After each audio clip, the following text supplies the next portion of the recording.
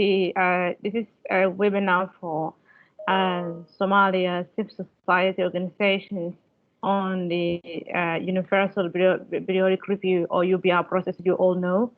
The process is about reviewing the human rights records of all the UN states, or state members, and also it provides each state to provide an update on why, on the achievement they have made on improving human rights situations in their countries, and also how they overcome the challenge and the challenge to the enjoyment of human rights to their citizens.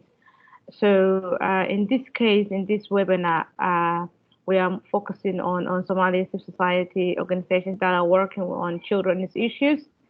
Due to we have been heavily involved with the UNCRC process, or the United Nations Convention on the Rights of the Child mechanism, where the civil society members who are child-focused report on the issues of children, and also support or challenge the state party report that was submitted by the Ministry of Women and Human Rights in federal government in end of September 2019.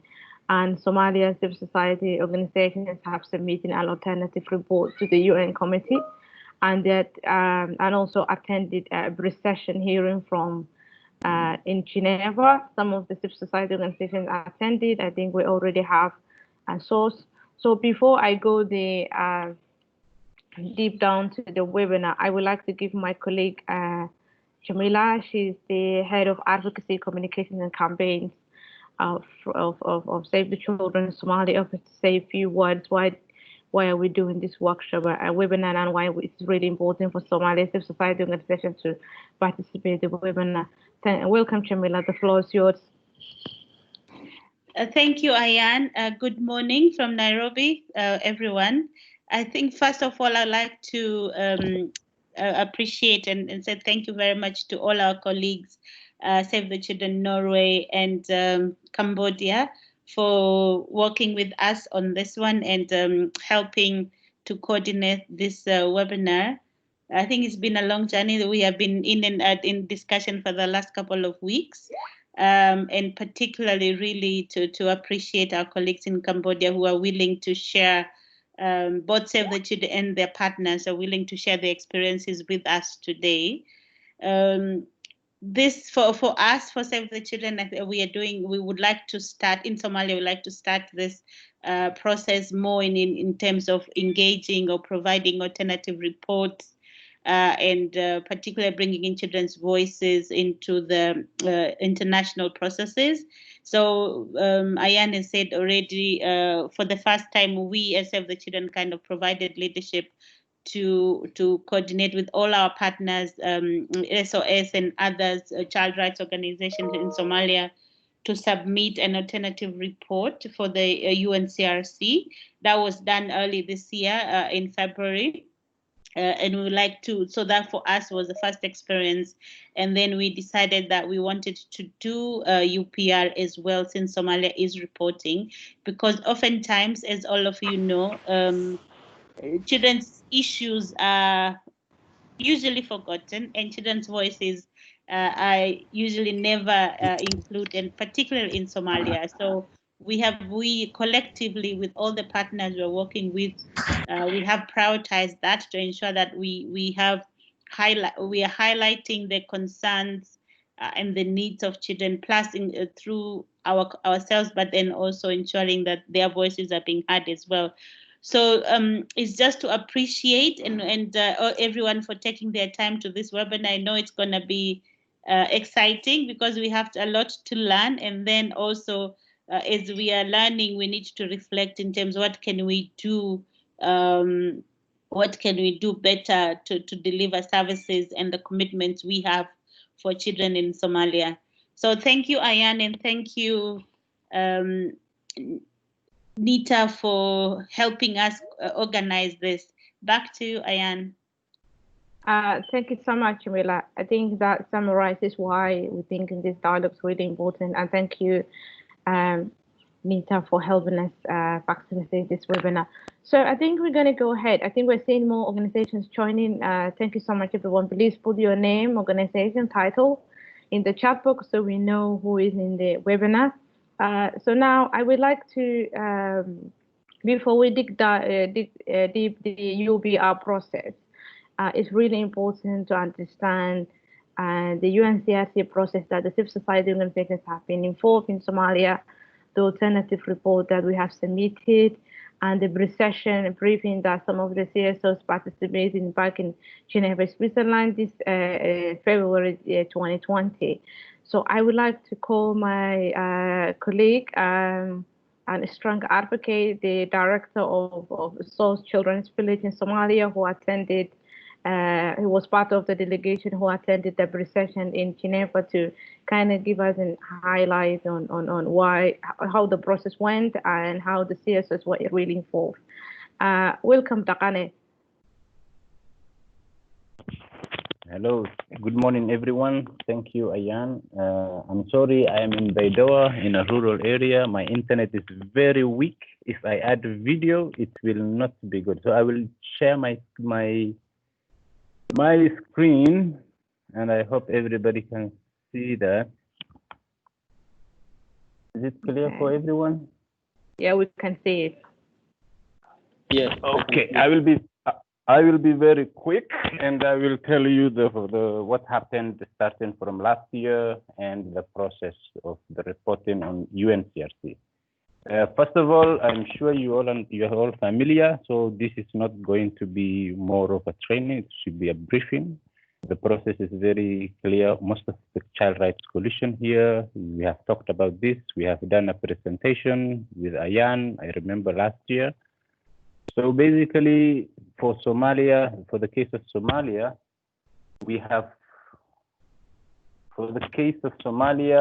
the government ratified the UNCRC in October 2015, and the report was due after 2 years of the ratification, just like any other treaty, but the government did its best to submit within 5 years period. Actually, this was a huge achievement, and we were so proud that the government managed to push and submit a report, even if it was due for 2 years, but they managed to submit within 4 years. And this means even some of the developed states were not able to submit within that period. Others took 8 years, others took 6 years, some took more than 10 years. And Somalia, despite all the emergencies, they managed to do it in a quick time span. That is really kudos to the government of Somalia. Now the reporting cycle, when the state submits the report, the civil society, the children's representatives, ombudsman, those who are really interested in child rights are also allowed to submit alternative report to the committee of the UNCRC, the Committee of the Rights of the Child at the UN level in Geneva. Once the alternative report is submitted, this alternative report comes from different angles. It comes from the civil society jointly when they come together. It also comes from specific individuals who are advocates for child rights issues at that specific country. It can also come from the children themselves. The children themselves can also share an alternative report in a child-friendly version. Once the committee receives this report, then they invite whoever submitted a report, whether it is the civil society, whether it is the children's representative or specific individuals, will be invited for a pre-session in Geneva. This is a private session, and the committee will meet with them and they will discuss. In this session, it is basically 2.5 hours, 2.5 hours for each country. So whoever submitted the report will come together as a group. Then there's also UN agencies who are invited, like UNICEF, UNESCO, and other specific UN agencies who can submit the report as alternative report. Then everybody who comes together will join that session. Then we have the human rights group also who will also submit if they're interested, just an alternative report. For the case of Somalia, an alternative report was submitted by the civil society, CSO Child Rights Coalition. Thanks to Save the Children, they have invested quite a lot in it, and they have managed to hire consultants who led the dialogue process throughout, starting from Somaliland, Puntland, up to South Central. The report was, and then we were part of those who were invited to do the pre-session with the UNCRC, basically summarize the report and present it. Once the UN committee listens to both sides, the state report and the alternative report, then they will present a list of issues to the government. They write these issues in written. I think the list of issues for Somalia was submitted in March 2020, and the government was supposed to respond with the written replies. If there are any additional submission, also there will be a window, small window for additional submission. Then the general session, the main session, will happen at around, for the case of Somalia, it was planned. I'm sure it has been interrupted by this corona crisis, but again, a general session with the government, with the state, the committee and the state will happen here. Then concluding observations and follow up. So the cycle continues like that. So there is a pre-session with those who have submitted the alternative report, the UN agencies, the Human Rights Watch, the civil society organizations. Then here, there will be, the session here is only with the state, but those who have submitted the alternative report will be invited, but they will not be allowed to say anything. They will just sit behind the scene and they'll watch the government and the UNCRC committee have this back and forth session, and the final concluding observation will come up. In short, the alternative report goes again like that. There's the time frame. For example, now the list of issues for the government was submitted in March. It was due for the government to respond with a written reply to the committee by June 2020. That was like 2 months ago. I don't think a report has been submitted to the committee. Please mute yourself, those who are speaking.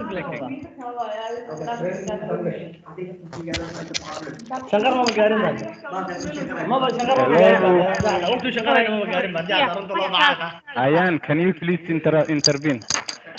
Yeah. Yes. Can you please mute them all? Thank you. And so now I don't think the states have submitted the report back to the committee because there was a crisis ongoing. The report came just March, few days ago, before the lockdown, and it was due to be submitted back to the committee on June 2020. Now, the pre-session, these are the people who are invited. I think I have mentioned much. So basically, that is all I wanted to touch. Thank you, Ayan. Back to you. Thank you so much, Dakane. So, the current presentation, I want to add a few points. That when the civil society in Somalia have submitted the alternative report, the key issues that they have raised was 7 key issues. I want to remind you on that. So. We know what are the virus areas that we have talked with the committee was around the legal instruments and policy frameworks across Somalia. We all know that they are all draft, that they are all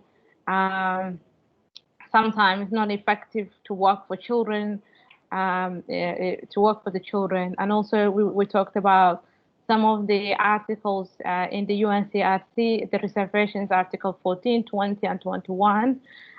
We also raised the issues around budget allocation for children, and the third issue was around, the fourth issue was around social norms, including FGM, child marriage, discrimination against girls. We also raised issues around 6 grave violations against children, We also talked about child participation, and the 7.1 was the coordination structure. So it was really pleasant to see that the UNCRC committee has picked up all of our recommendations and added more of them. As I think issues they raised was more than 20 issues in Somalia. And I think that was really strong from the committee to demand the state to respond the achievement they have made on that. But I think the corona has messed up with all these plans. But the sessions, the state session is rescheduled. I'm not sure when would that be. So I think now I would like to come back. That's what I want to add, Taqane's presentation. Thank you so much, Taqane, for sharing that. So now, for the sake of time, I would like to give to my colleague, Anita, who is Save the Children Norway Senior Child Rights Governance Advisor, who will be leading the webinar to take us through the overall UPR process and why the role of civil society is really important, and what role can we play on reporting and also implementation of the recommendations of the UPR process. Anita, the floor is yours, but before that, please mute your mics. Can you hear me, guys? Yes. Okay. Yes, we can hear you. Thank you. Yes, I So I will mute your mic, except Anita. Anita, we can't see the content, but over to you. Thank you so much. Did you say you can or cannot? I've shared a presentation. Can you see it? Yes, not yet. yes. I can see it. Okay. Yes. Okay, good. Okay. Yeah, maybe just to link to the CRC reporting that you guys have done, the session that Somalia, since they have been delayed, the session that Somalia will be presenting on will be in the January session. So early 2021, Somalia will be presenting the report and answering to the list of issues that you have all managed to influence as well. So really good job on that. I think for today, I will be talking about kind of like giving an introduction a bit on the UPR and looking into the linkages and what makes it different from the CRC reporting. Talk about the UPR cycle and what are the opportunities for NGOs to engage in the UPR cycle, including also what are opportunities to foster child participation. We'll look at the NGOs submission to the UPR. So the same way that you guys have prepared an alternative report to the CRC, an alternative report can be prepared to the UPR as well, but the formatting is a bit different and the process looks slightly different. So we'll go in a bit more detail on that, since that's the step where you're working on. And then we'll hopefully have time to also go through what are, kind of like recap once again, what are all the advocacy opportunities that you have in this process. Could I ask maybe if people can just like on the chat, write in with yes, I guess, if you have attended the UPR Info webinar that was held last week. So UPR Info is mandated kind of by the Human Rights Council to support the NGO participation in the UPR process. And they had a webinar last week. I'm not sure if people were able to attend it directly, or you could also watch the recording. There was a recording that was done. So since I'm not sure how many people have actually been able to listen to it, some of what we go through might sound a bit repetitive to people that have heard the webinar, but hopefully it will just help in terms of making clarifying the things. Maybe I'll be able to follow okay, so I see that some people have not been able to watch the webinar as well, so then this will be hopefully all useful information, new information. I'll be talking and I think we have about an hour and a half allotted to this. We'll see how long it actually takes, but I would really encourage everybody to ask questions if you have. Maybe if people can use the raise hand function on Teams, then we could easily accommodate it through that, or if you write your questions on the chat as well, I'm able to see the chat at the same time as well, so I'll try and pick up on any questions that you might have as I go along. And also, even if it is something that I might say sometimes, if I mispronounce a word or say it really fast and you don't understand what I'm saying, please do interrupt me. I will try to keep in mind and not talk too fast, but I do sometimes have the tendency to speed up and start talking really fast. So please do interrupt me and let me know how it goes. Okay, so what is the UPR? So I'll talk, since we talked about the CRC reporting, we'll start off with just looking at some of the key linkages between the UPR and the treaty body. So that would be the CRC in this case. They often have same thematic priorities. Of course, the UPR is looking at a much broader human rights situation, not just for children, but you could still have a lot of those same thematic priorities, and you could refer to the CRC concluding observations in the UPR submissions, and the same way around as well. Like the CRC committee could also be following up on whatever the UPR recommendations have been, and they can be used. You can use one and the other when you're advocating for both, so as to kind of give more weight and legitimacy to all of your concerns. A lot of times we're working with the same networks, especially in your case, you're still the network of organizations that are looking into submitting a UPR submission. You're the same ones that have worked on the CRC submission as well. So in a way, it's kind of like a continuity of a process of us continuing with the observations and continuing with the monitoring the situation for child rights in Somalia. So what exactly is the UPR? It was established by the Human Rights Council, and it came after some criticisms of how the Human Rights Council used to review states before. So now it is a peer review where all the UN members, all 193 states, are reviewed without any exceptions, and they are reviewed every 5 years, or every 4.5 years. It's a process that cannot be postponed. Everybody has to do it at a specific time. There's no possibility to delay the report. Like Dakar was saying, for example, for the CRC, Somalia was submitted quite early, maybe compared to other states, but still there was a 2-year delay, whereas for the UPR, there's no possibility for states to delay anything. Somalia has reported to the UPR last time in January 2016, and it will be appearing in front of the Human Rights Council Working Group in April next year, which also means that the NGO submission that you guys will be working towards will be due now on the 15th of October, because that needs to be submitted a few months before the review itself. The UPR, as I said, it's a good tool. It's a very strong tool because you can hold the governments to account on the obligations and commitments that they have for children. And it supports the whole national accountability process, and it gives you a lot. It gives all of the recommendations and all the work that you're doing on child rights a lot of political weight as well, and can put a lot of political pressure on the state to actually implement different reforms and to implement child rights. It is the UPR Info, as I said, like this NGO that has been mandated to support the process, has done a review in 2014 of what the process had been, and it showed that 48% of all the UPR recommendations had been either fully or partially implemented, and that's in 2014. So it is quite it's quite a strong process, and even though it is just a political obligation maybe that the states take on at the UPR, they actually do follow up on it, and there has been a lot of implementation of the recommendations that actually come from the UPR process.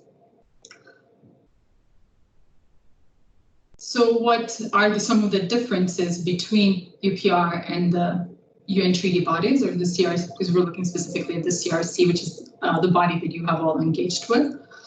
As you know, like when for those of you that participated in the pre-session as well, you have interacted with a committee on the rights of the child, and this is a group of 18 experts who work independently and are not related to a specific state.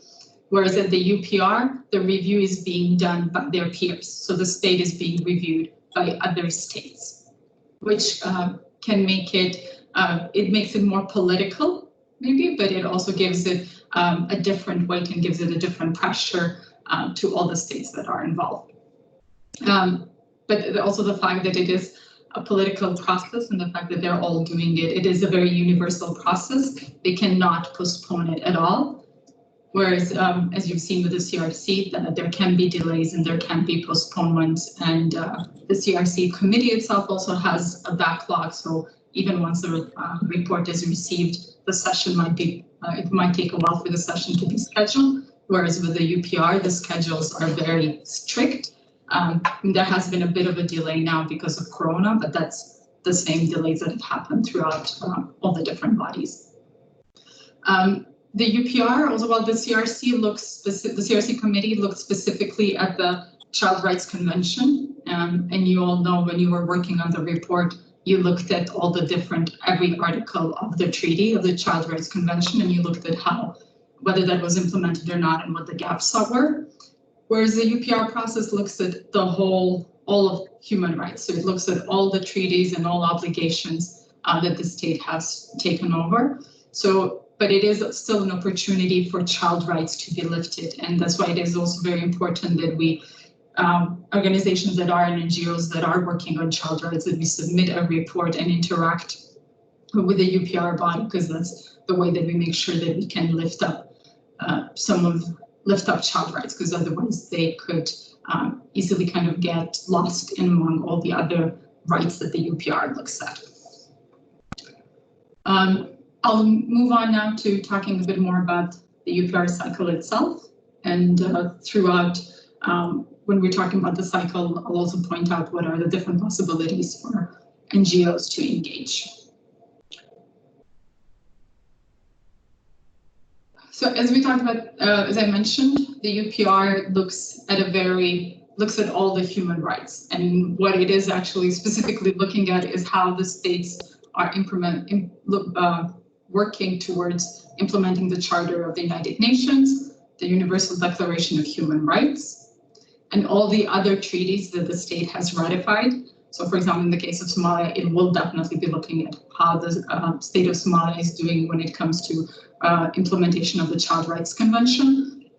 It is also an opportunity to look into what is the state of Somalia doing when it comes to the implementation of the Convention on the Rights of People with Disabilities that Somalia has just recently ratified. So while it will take 2 more years or a bit longer until the state of Somalia reports to the CRPD committee, the UPR could be an opportunity and a venue where you could raise up issues that relate to the CRPD and that relate to specifically the rights of children with disabilities. It looks at all the implementation that Somalia is doing when it comes to international humanitarian law, and also specifically at any voluntary pledges and commitments that Somalia has done. So any sort of national human rights policies and programs that are implemented as well. So everything basically that has to do with human rights and that Somalia has made a commitment towards, it will be, it is different venues that can be looked at within the UPR, and that recommendations could be raised, could be made to the state of Somalia, and that questions might be asked. So who exactly does the review? We said it like the UPR is a peer review process, so states review other states. The way that so within the Human Rights Council, you have all 193 members, and then there's a UPR working group that gets selected on I think a matter of about 2 years usually. Different members, and it's about 47 members of the council that participate in the working group, and they're the ones that kind of lead the process and facilitate the process and the sessions in the UPR. However, it is all states that can actually take part in the discussion. So the main dialogue event of the UPR cycle is this discussion that happens between the state that is reporting and the working group, but then also that includes all the other states can take part in that as well. I think my presentation just got lost, so I'm just going to be resharing it again. Apologies for that. When the states are being reviewed as well, there's this troika of states, so it's a group of 3 states that get drawn. These numbers can get drawn through a lot on who are going to be supporting the states. In this case, we're going to be supporting Somalia in terms of the review, and especially serve as rapporteurs and write up, draft the first outcomes report. These are usually selected from different regional groups, and it'll be from that group of 47 members of the working group. And they're the ones that will be compiling also all advanced questions, because all the different states, after Somalia submits its report, all the states have a possibility to ask additional questions to Somalia, and that's the Troika brings those questions together and submits them to the state. The advanced questions you could think of them kind of similar to the list of issues that the committee has done, except that here it comes from the states and not from a group of experts. But that also means that you have an additional opportunity to lobby and to work together with other different states that you know are maybe friendly towards child rights, and trying to convince them to see what kind of issues and what kind of advanced questions they should be asking. So the cycle itself, it's usually called the cycle. Right now, we're going through the through the third cycle of the UPR. And a cycle basically means that whole period, 4.5, 5 years, during which all of 193 states are reviewed. So until now, there have been the two previous cycles that have been completed. It means that all 193 states have already been reported on. I see, so Marius is saying that you're still seeing the first slide. I have moved on. Are you not seeing the cycle? The cycles, could somebody just let me, are you still seeing the first slide only?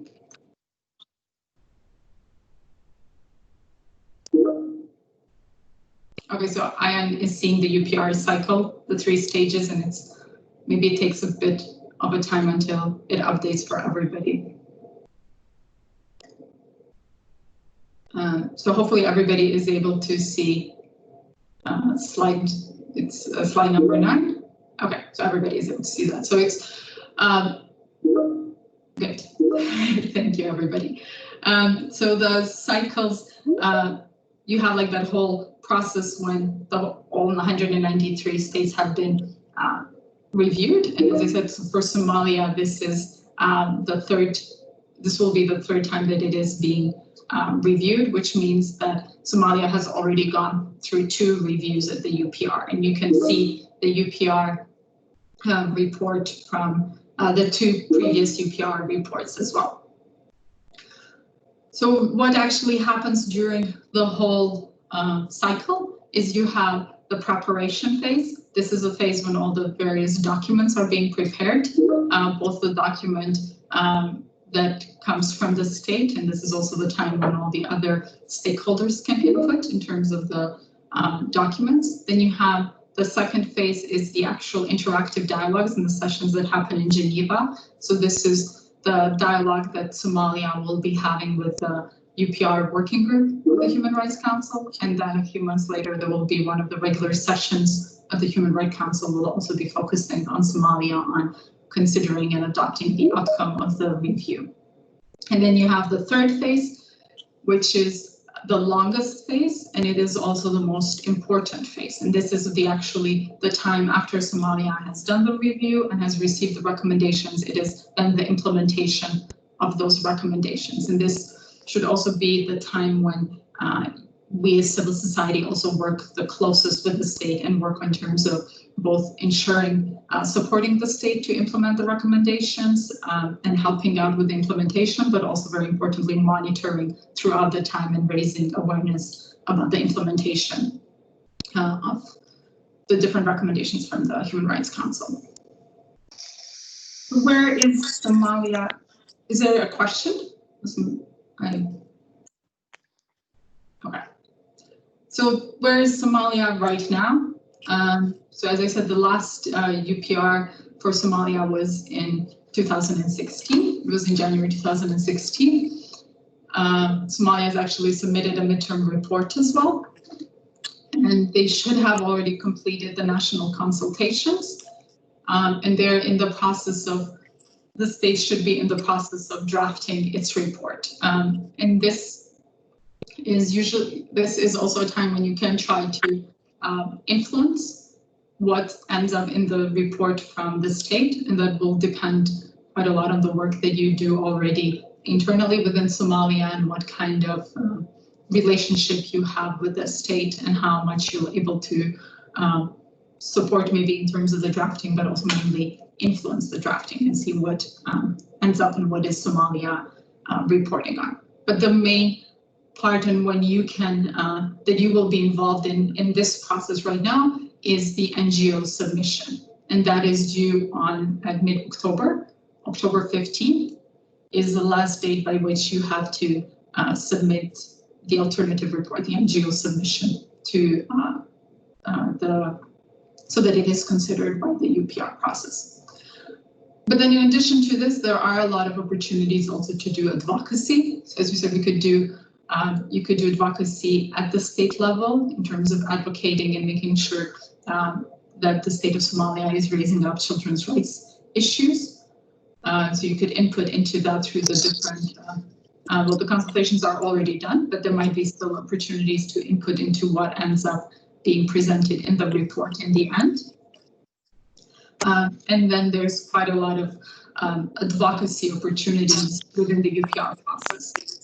The process itself does not have that strong of an interaction between the working group and civil society the way that the CRC does, where you were able to participate in the pre-session and work and talk directly with the committee.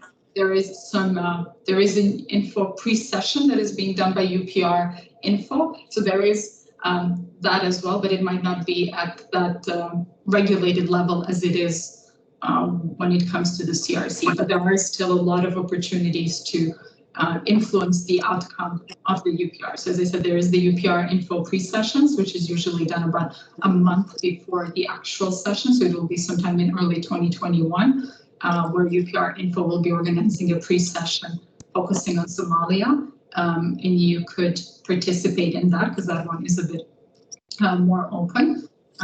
You could also, what would be important is to do a lot of the advocacy with the states that are, with all the other states. As I said, the reporting itself and the review is being done by peers, so by other member states. So this is the time when you should be trying to see what could be friendly states, what are states that would be willing and then might raise issues that you care about as well, so child rights issues, and try to influence them and making sure that they ask those questions to Somalia. So this could be, what would be important would be to maybe like review what has happened in the previous cycle, what child rights recommendations has Somalia received and from whom, and then identifying those kind of like friendly states, and then maybe setting up meetings with them, with their embassies in Somalia itself and the region, because they will be, the embassies in the country will be usually providing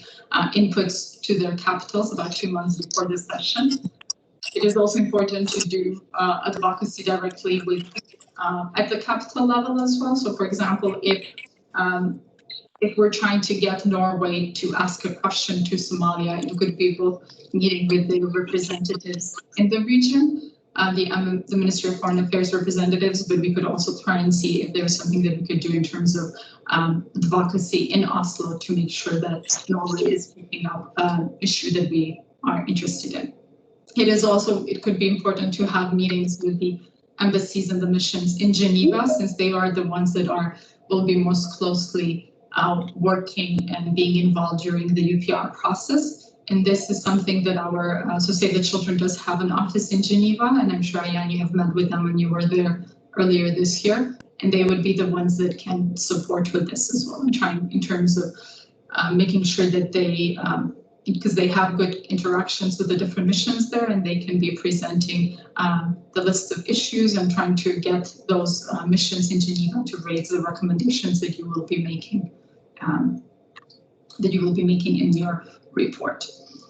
As I said, it would be important at this point to look into what has happened in the previous cycle, what are the recommendations that Somalia has received, and how has it, who has been making those recommendations, and also you could see what recommendations Somalia has accepted to work on and what recommendations it has only noted, meaning that it has not accepted them as recommendations that it will act upon. They usually provide an explanation on why that's the case. So for example, in Somalia last year, in the last cycle in 2016, they have they were advised to work on ending child marriage, ending early marriage, and Somalia, the state's response has been that their definition of early is different in Somalia than it is in international standards. So it is something that you can look into in terms of maybe then knowing specifically, then you wouldn't be necessarily just recommending that they end early marriage, but then maybe you could make your recommendation more specific into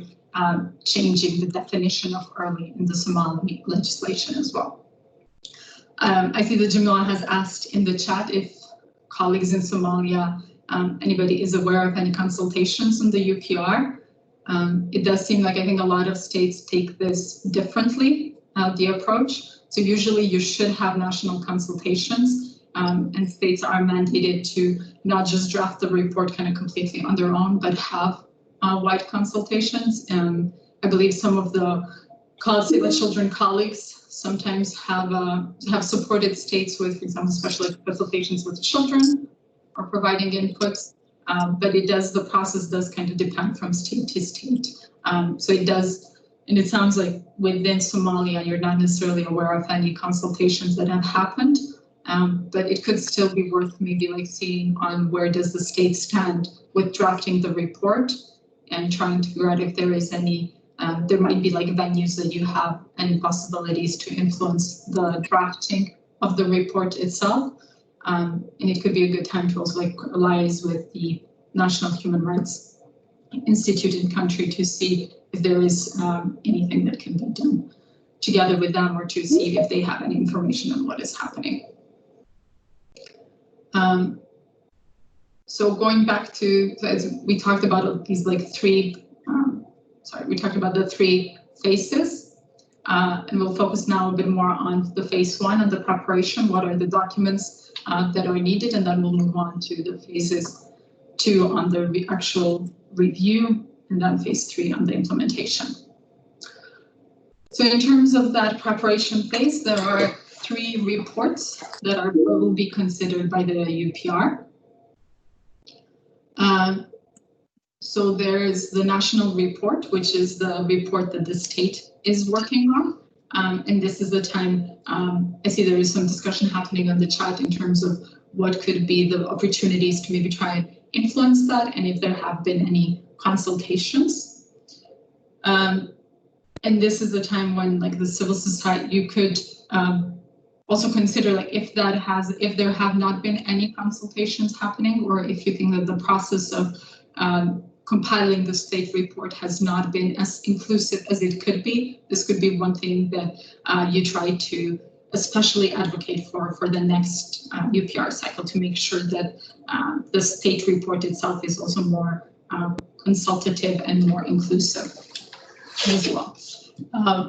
The other report that gets looked at, so the national report will be submitted 3 months before the review. Somalia will be reviewed at the 38th session, which for now is scheduled for early May 2021.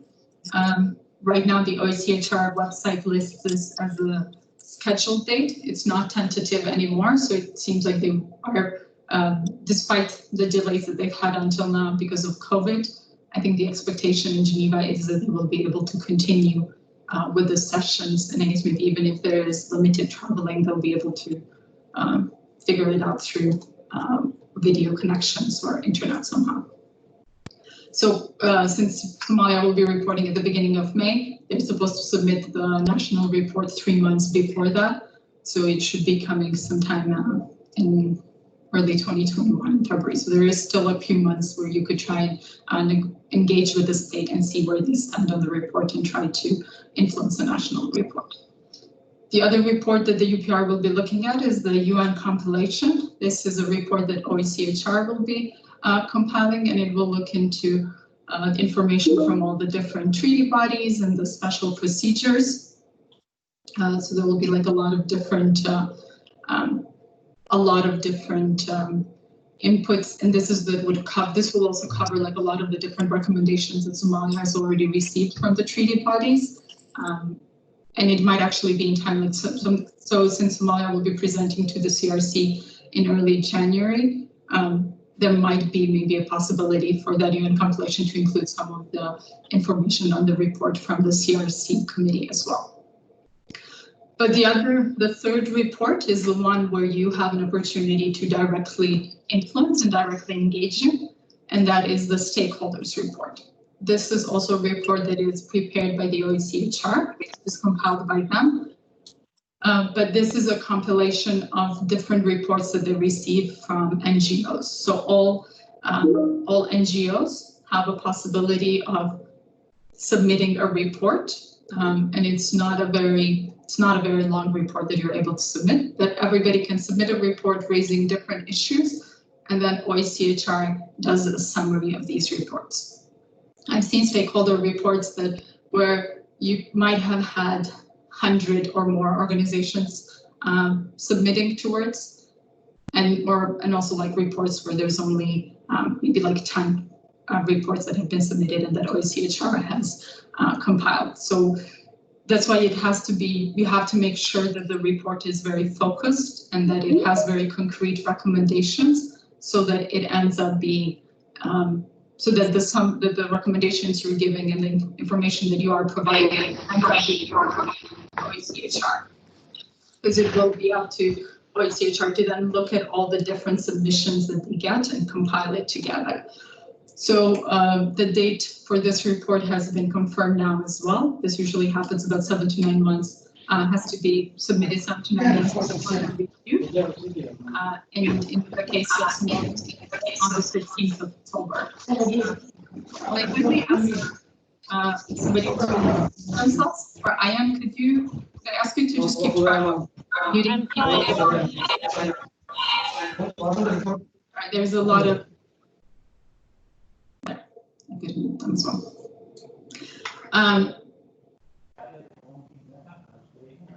And like the idea as to why you are submitting a report and why you will be trying to influence stakeholders' report is because it is a good opportunity to kind of like counterbalance the state report, but also counterbalance the UN report. You as civil society are the ones that have a lot of good knowledge on what is actually happening in Somalia and what the state for children in Somalia is. And this is an opportunity to make sure that you are providing good examples and you are providing proper information on what is happening, as well as making sure that you are raising child rights issues. As I said, the UPR looks at all the human rights issues, so then child rights could easily get almost lost in there if you're not bringing them up and if they're not strongly presented in the report itself.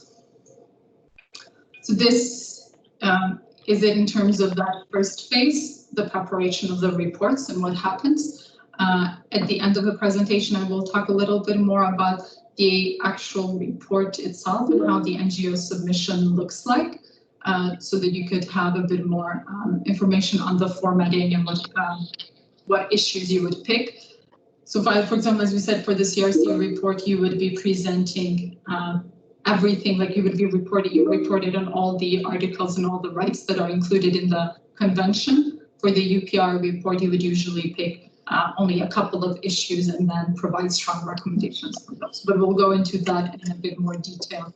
But maybe I'll open up now if there is any questions regarding the first phase, preparation of documents.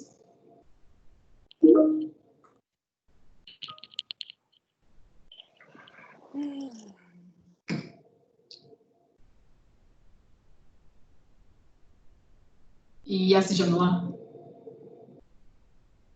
Thanks, Nita. I think that was a very good overview, and to me, at least, some of the opportunities were not very clear before now in terms of for advocacy purposes.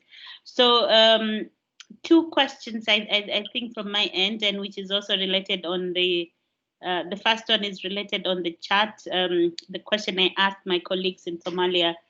I am not aware of any consultations, and then I think, but based from our previous experience, the government may either do last minute very quickly. It could be just the work of a few people without very limited, or now consultations. So in terms of from your experience, is there anything we could do to kind of influence the consultation process? And then also, if that doesn't happen after the submission is there, I remember that one of the point was, how do we engage with the embassies? I mean, representative from the different embassies. Is there anything else? I think maybe from other countries that you think has worked very well. So not like, if the state, as you said, if the state has decided to draft the report. Is somebody trying else to speak? Please feel free.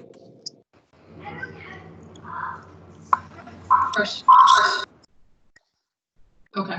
Sorry, I'm trying to do one, so you could go ahead. Okay. So the state, as you said as well, Jamila, might end up writing the report within a specific, like delegating somebody within the government to write up the report, and there might not be very wide consultations happening about it. The state is supposed to have consultations, but they could also do it on their own or not really involve civil society much. I think it would be trying to influence that so that the state involves you more in the process. I'm not sure there is a lot, I don't think there would be a lot of time for this cycle to do that, but then there's definitely something to keep in mind for the next cycle and try to make sure that the state is including you more and that you are more involved.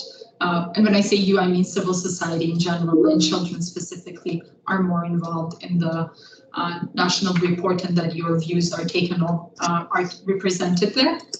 I think at this point you could try and figure out where the process actually is and who is drafting it, and then have specific conversations maybe with those people and try to influence the writing of the report.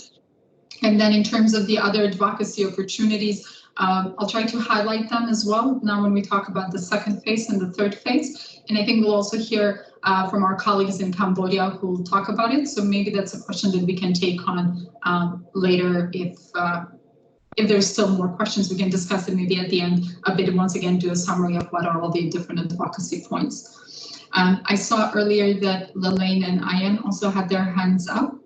I don't know if you want to intervene. Hi, this is Go ahead.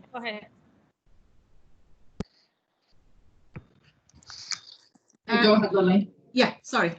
Yes, I'll share it later. I'll share the experience of Myanmar in terms of their the advocacy that they will be doing with the embassies. So because that was a question that was raised, but yes, as I said, you will be sharing, and Cambodia also will be sharing the experience later on this. I'll wait. Yeah. Okay. Thank you. Ayan, did you have something to add as well?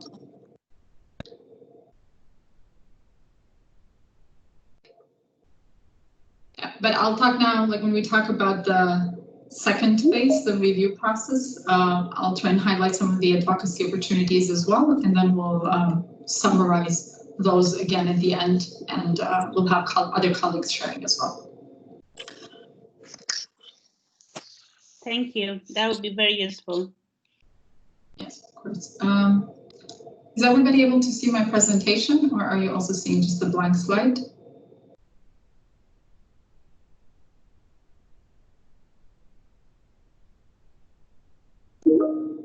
There, okay, good. So the actual review process, that's the Somalia will be reviewed in the 38th session. The date for Somalia has been set as May 7th. That's when the dialogue will be happening for Somalia in Geneva. The UPR working group holds 3 sessions a year, usually, and they review 14 countries per each session. So that's how they manage to review all 193 countries within 4.5 years. During the review itself, that's when the Somalia will be presenting its report on the human rights issues. And they will also be, by now they will have received advanced questions. And this is questions that all different member states can ask to Somalia. So let's say that Somalia writes up the report and doesn't mention early marriages at all. as an issue, then this could be like maybe where the other states will be asking specifically what is Somalia doing in order to end child marriages. And Somalia will have during this session in Geneva, will have to be responding to the advanced questions as well. In addition to the advanced questions, the review, the session in Geneva also is a dialogue between all the other states in Somalia. So even those that haven't submitted advanced questions have an opportunity to ask additional questions. And these questions are being asked, as I said, not only by the working group members, the 47 members, but anybody, any UN member state can ask questions. The review itself lasts 3.5 hours, and that's the interactive dialogue. Usually the state has 70 minutes. They have about 30 minutes in the beginning when they present. Then there's 140 minutes of dialogue in between Somalia and the states that are asking questions. Because this 140 minutes will be divided amongst all the states that want to speak up. Sometimes the member states might have only as much as less than a minute to speak up, so they have to be very quick in asking the questions. And whatever is not said during this review, during the dialogue, will not end up in the report. So states are being have to be very strategic and pragmatic about what questions they ask. And this is why it is also important to have this advocacy happening with the other different member states to make sure that the time that they will have allotted they use for child rights, and that they're we use this time strategically to make sure that the issues we care about are being brought up on the floor in Geneva. And then after the dialogue, the state will also have another 30 minutes to respond to all these questions that have been asked. And then they also have 10 minutes in the end for concluding remarks from Somalia. There is no opportunity during this review in Geneva for direct engagement from NGOs. NGOs can participate in this session, but you're only sitting on the sidelines and listening in. But the main opportunity then for influence is by advocating with different member states. And this advocacy can happen in Geneva directly with the missions in Geneva. You could also provide kind of like summaries, fact sheet summaries of your report so that it's easy for the different states to pick up the recommendations and maybe ask questions about those. This is the advocacy where you do advocacy with the different embassies that are in Somalia or maybe Nairobi and covering Somalia, but like because they will be influencing and they can send questions to the capital as well. And then this is where you would do also advocacy at the capital level. So we could, for example, like work together, Save Norway with Save and the coalition in Somalia to see if there's something that we can try and influence through the Ministry of Foreign Affairs here in Oslo, their Somalia desk, to make sure that they pass on specific child rights questions to the mission in Geneva. While you're not, in addition to this advocacy that happens before the session itself, you have possibility to organize parallel events during the session.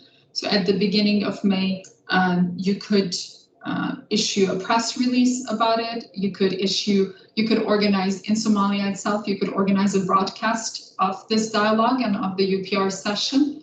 The recommendation would be usually to maybe organize it a day after on 8th of May, which I think would actually be a Saturday, but like on the next Sunday or on the next working day, just so that you would be broadcasting the recording as opposed to the live session in case there's any technical difficulties. But you could organize that, and that could be an awareness session where you invite NGO representatives, but then also parliamentarians and other people from the government, including local governments, so that they can follow the session as well. You could issue a press release, and you could also like try and organize side events in Geneva itself. There will be the UPR info session, which happens about a month before, so it should be sometime in April. I believe UPR info is trying to like continue with those sessions as well, just as they used to before, regardless of what is happening with COVID. So then what happens after? So after the session in May, at the end of it, the Troika, so as I said, there's like this group of 3 states that will have been selected to support Somalia and support the working group in preparing the review. they will prepare an outcome report, which is kind of like a summary of all the discussion. So a summary of everything that has been said during those 3.5 hours of discussion, including any comments and recommendations that Somalia has received. And it would also include already Somalia's first responses to those. So whatever the recommendations are, Somalia already during the beginning of May will have an opportunity to say what recommendations they want to follow and what not. And this draft outcome report will be endorsed by the working group as well, and it is already scheduled for 11th of May is when the outcome report will be reviewed. After that, there's a couple of months until like the more official, the final report is prepared, and it will be the UPR working group that prepares a report, and it is adopted in the plenary session of the Human Rights Council. And this is this happens about 3 to 4 months after, and this also allows you another opportunity, another window for influencing and for advocacy, and in this case it would be advocacy directly with the state of Somalia to try and maybe influence what recommendations they're accepting and what not. So the report itself will have an addendum, an annex, which will have all the recommendations that Somalia has received, including their response. So the Somalia can then decide whether they want to support a recommendation. And this means that they are committing to implement that recommendation until the next cycle, or they can just note a recommendation, which means that they're saying that they will not implement it usually. It's not very clear. Sometimes states could also just say that it's noted because it's something that they already have done or something that they already are doing. For example, if they were to receive in this cycle a recommendation that they should ratify the CRPD, that one might end up just being a recommendation that is noted with the justification that Somalia has already ratified it. So that's why they're just noting this recommendation. But in most cases, the ones that are noted are the ones that Somalia is saying they will not implement, and they give an explanation as to why they are not implementing it. So as I said, for example, in the previous cycle, there have been a couple of recommendations that Somalia should end child marriage, and their response to that was that the definition of early is different within the Somalian legislation, so that's why they're not going to try and change it. During the Human Rights Council session itself, there's a bit more room for NGO engagement, direct engagement. So this session itself lasts about an hour, and you have the state will receive 20 minutes. 20 minutes will go to the other member states of the Human Rights Council, and then 20 minutes are left for NGOs and other stakeholders, including the National Human Rights Institute. So they will have they will definitely be able to speak there. And then NGOs, those that are accredited NGOs that have ECOSOC status, can apply to speak. This is an opportunity to have your voice heard there, but it's already quite late in the process and the report has already been written up. So you won't have really an opportunity to influence the outcomes much.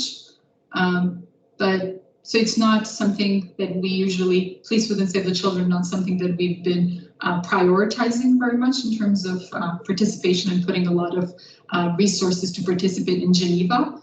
But what you could do is that you could send a statement, and it can either be a written statement or it can be a video statement that you submit. And especially now with COVID, it will probably be smart, maybe like you could submit some sort of a short video statement. But keep in mind that all these statements have from all of civil society, including the National Human Rights Institute, have only 20 minutes in total that will be given to this. But this is that you could use this video statement or a written statement to raise any concerns that you might have about what recommendations the state maybe is not, what recommendations the state is only noting and not supporting, or you can give maybe an update on the situation. So since the review itself will be happening at the beginning of May, and then it'll take 3 or 4 months for the report to be adopted, if there is a change in the situation, this could be an opportunity to bring it up.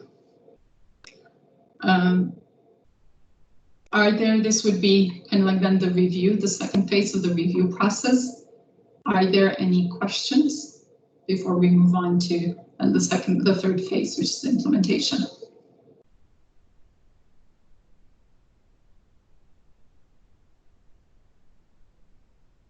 Okay, I take it that there are no questions. So then, as I said, we have the third phase, which is the most important phase, and that's the implementation. So this is the longest phase as well. This will be the time from when the report has been adopted at the Human Rights Council until the state is reporting again, and the cycle restarts again with the first phase. This is the time when I think you also have the most opportunities for advocacy and for lobbying and for raising awareness. And this is the time when you would be doing a lot of the follow-up on the report and follow-up on the recommendations that you have raised as well. States can also submit a midterm report. This one is voluntary, so while they have to submit the report for every cycle, the midterm report is voluntary, and until now only 78 states have reported so far, either on recommendations from the first, second, or third cycle. So they have, Somalia itself has also submitted a midterm report, and this has been submitted in January 2019, where they've reported on the progress towards implementation of accepted recommendations from the second cycle. You can find, I've added the link here, and of course the presentation will be shared with all of you, so you'll have access to the links as well, and it would be very good, and I highly recommend that you read the report, the midterm report from Somalia, as well as you're preparing your own NGO submission. The midterm report also includes this progress tracking metrics. So, and when we're looking at the structure of the NGO submission report, we'll look at the metrics a bit more as well, but this is basically a table that is looking at all the recommendations that Somalia has received and whether they were noted or supported. And then Somalia, you could easily include a column tracking whether that implementation has been implemented or not, that recommendation. States could also decide to verbally provide any updates during any of the HRC sessions, any of the Human Rights Council sessions. NGOs can also submit midterm reports. So during the next cycle, so after 2021 and until the next time Somalia reports, if NGOs want to submit a midterm report, you can do that as well. How you follow up on recommendations. This is, as I said, this is where you have a lot of advocacy opportunities, and it is a very important, these are very important steps to take. You could do a lot of raising awareness. The UPR recommendations themselves aren't necessarily always written, or the UPR report isn't always written in the most understandable language. So you could use, you could provide a lot of simplifying what the UPR recommendations are, especially maybe writing them up in a more child-friendly language so that children can be aware of what is happening, and then also to raising awareness with the public, but also with specific national stakeholders, including parliamentarians and government structures, and especially not forgetting the local structures as well. You could engage with the different government structures to make sure that the recommendations are being implemented. A lot of the UPR recommendations can be quite interlinked one with the other and might require work that is happening not just from one ministry or from one sector of the government, but from a big, it might require a big concerted effort from the government. So a lot of, there is an encouragement to establish a steering committee or an interinstitutional working group, which could often include, also members from civil society and the National Human Rights Institute and UN agencies. And this is something that you could engage with the government and push for them to establish this interinstitutional working group and to ensure that there is civil society present there as well, who would be supporting the implementation of the different recommendations. They said you could work also with the parliamentarians and the National Human Rights Institute to ensure that, to help them with monitoring the implementations. You could continuously integrate whatever UPR recommendations are received and make sure that you're working, that you're referring to them in your regular advocacy and lobbying work. As I said, UPR recommendations will be quite a lot, and usually sometimes they are repetitive, and this different states will come up with same or very similar recommendation. So you might end up with hundreds of recommendations, and it'll be important to pick a couple of recommendations that are relevant to the work you do, and then try to push for those to be implemented and try to use those in your advocacy work as well. And again, like, it is important to use the UPR recommendations together with those from other bodies like the CRC committee. And by the time you get the UPR recommendations, you will have had the CRC concluding observations as well. And these can all be used together and jointly in advocacy. And for example, by the time the recommendations come, it will probably be close to the time when Somalia should be reporting on the CRPD, because to the CRPD treaty body as well, they should be reporting within, I guess, about a year now, because they need to report 2 years after ratification, and they're ratified last summer. So you could use the UPR recommendations then if you are submitting an alternative report to the CRPD. You could rely a lot on the UPR recommendations that might be relevant for children with disabilities, and including those as well. Before we move on to, I'll talk just a little bit on child participation opportunities and go through what are the different possibilities for children to participate in the process. Are there any questions? Or any comments?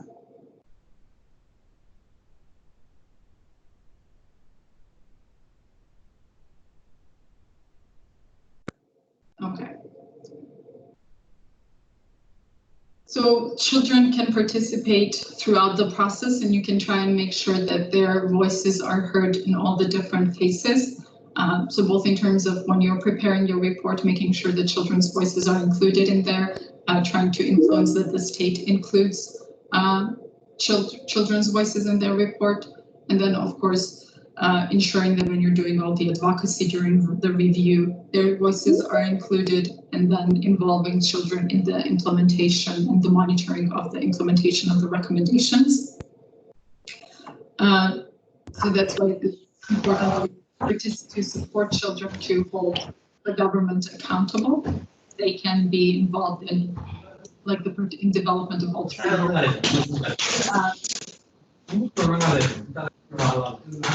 So far, are you trying to ask a question, or is that just I'm going to mute so far. I'm assuming that was just background noise, but please do unmute yourself if you want to ask a question. I will mute one. Go ahead, Nita. Okay. There's a little video that I've included here as well, where you could see children from Albania talking and sharing their experience from participation in the UPR. I believe this was done very closely in cooperation with Save the Children. In UPR process, and especially UPR Info is quite interested in having children participate more in the process.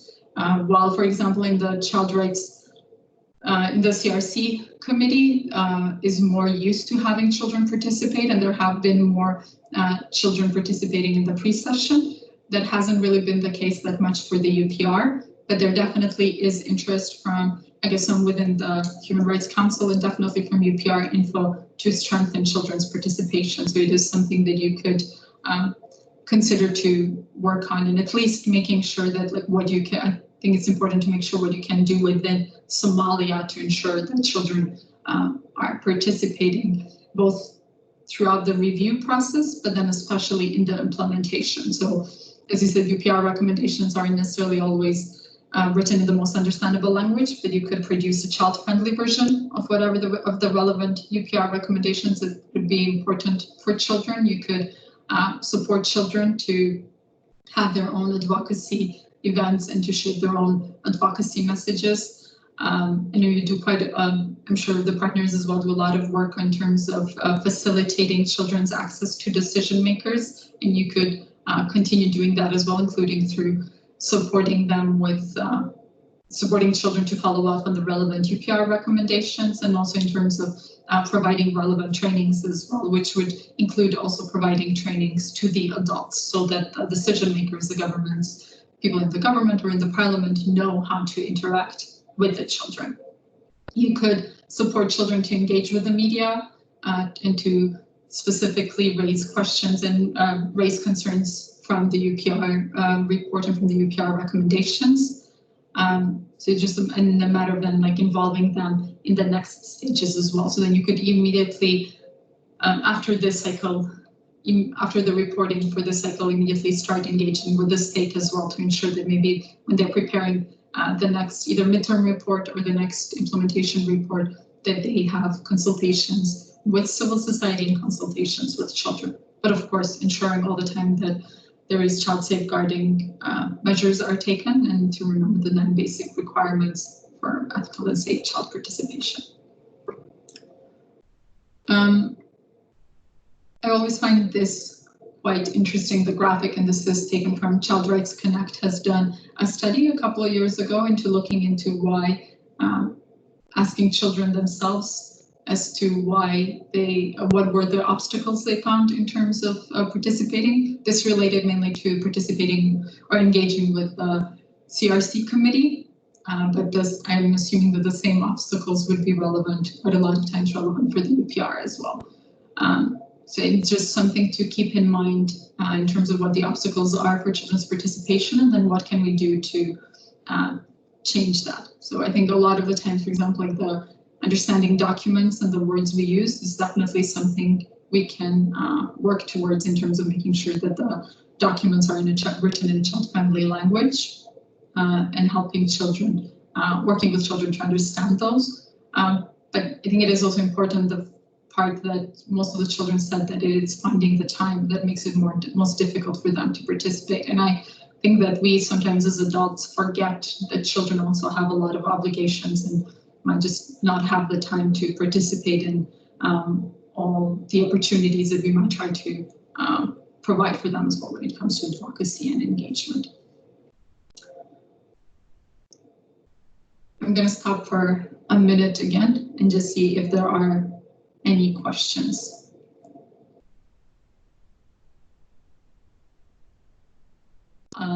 After this, I'll move on to the last part of the presentation will be a bit more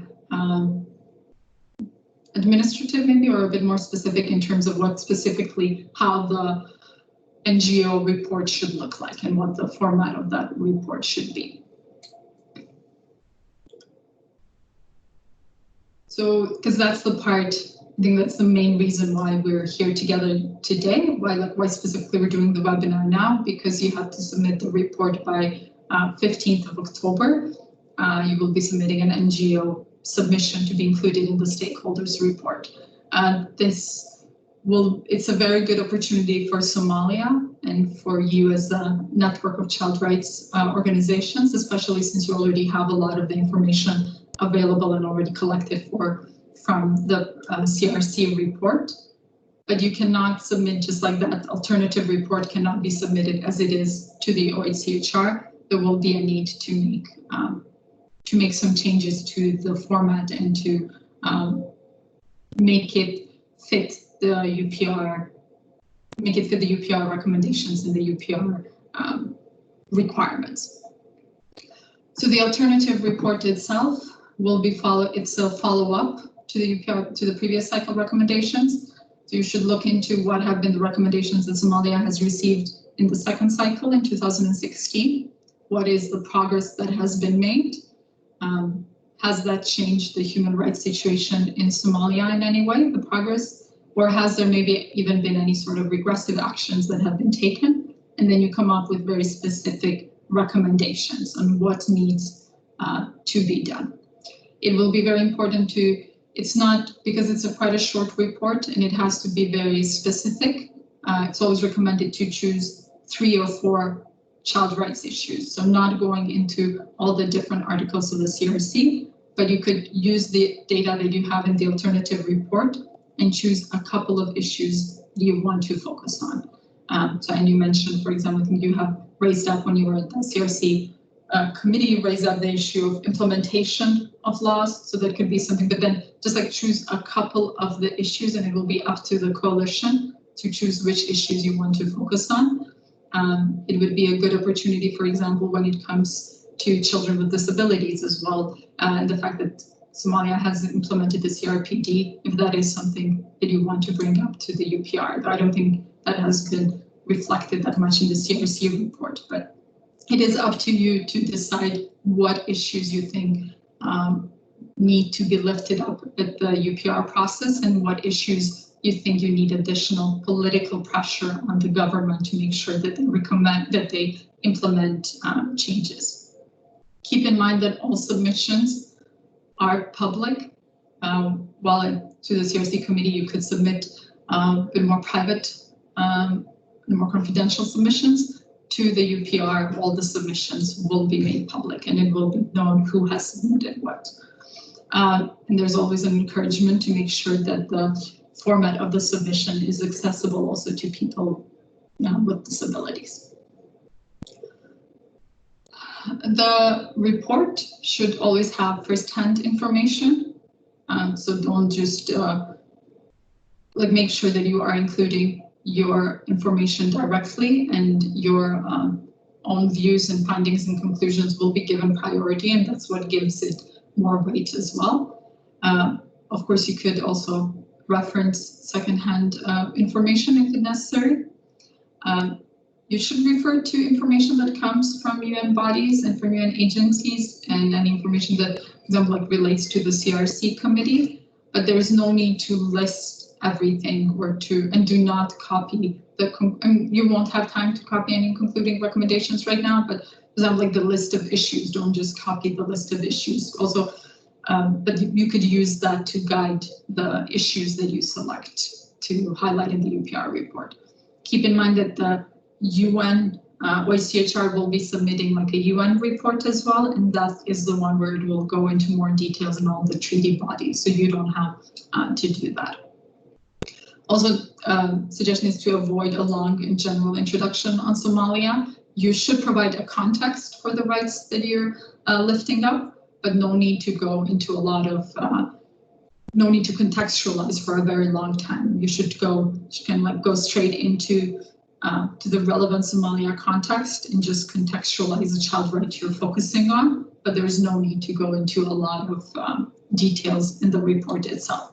There is an opportunity to provide annexes, and you can go into more, you can submit more information there, but the report itself should be very concise and very straight to the point.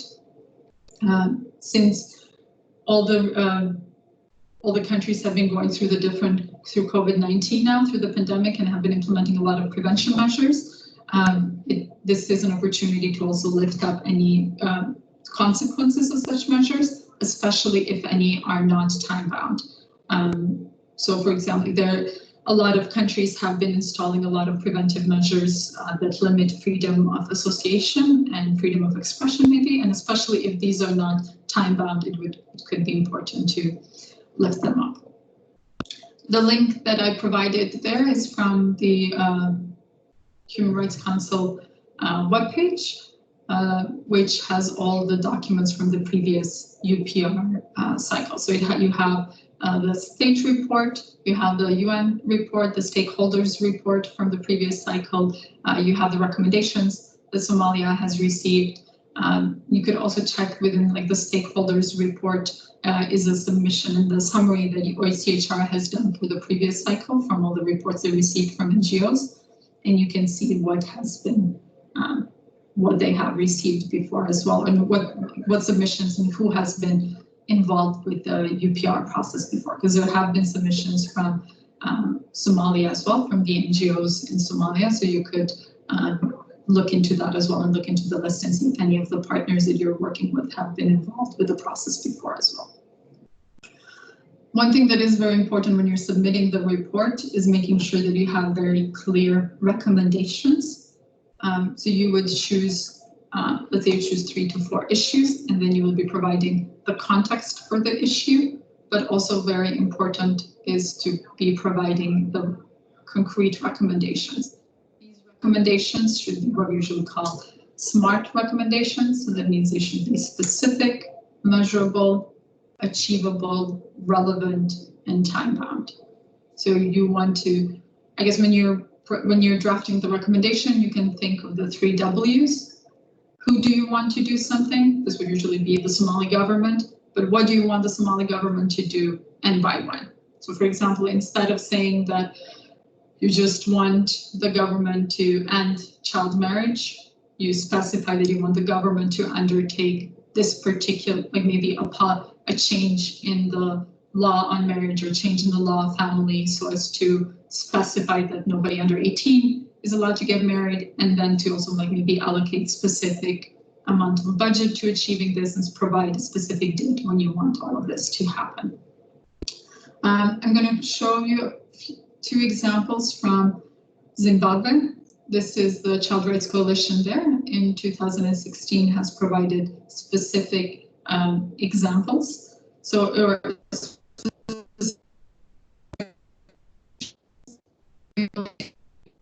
the access to education children in Zimbabwe had and would have provided a context of what the situation when it comes to the child right is. And then they provided specific recommendations. So they said that they want the government of Zimbabwe to ensure that primary education is free and compulsory in line with obligations under the UNCRC and the African Charter, notably by implementing the Education Act and increasing budget allocation to education by 20% in line with the Dakar Declaration benchmark and equitable spending on education by 2018. So it is very concrete that they want the government of Zimbabwe to do something, and they specify what exactly the government should do, that it should implement the Education Act and increase budget to education, and they gave a timeline on by when that should happen. And then the same thing, they want the government of Zimbabwe through the Ministry of Finance and in liaison with the Ministry of Public Service, Labor and Social Welfare to equitably allocate school grants specifically targeted at infrastructure and maintenance, with particular focus on remote rural areas, children with disabilities, and investment in qualified teachers to 1:40 teacher-student ratio by December 2018. So again, you have a very smart recommendation which looks specifically into who should do what and get by when. So this is the recommendations that the Child Rights Coalition in Zimbabwe has included in the NGO submission. And then some of these were taken by OHCHR when they made the compilation from NGOs. And you can see in the recommendations then that the state of Zimbabwe received, a lot of other states have actually picked up on those recommendations and provided concrete recommendations then to the government of Zimbabwe. So these are a couple of recommendations that Zimbabwe has received from different other states at the UPR, where they reflect some of that language that what you saw in the NGO submission as well.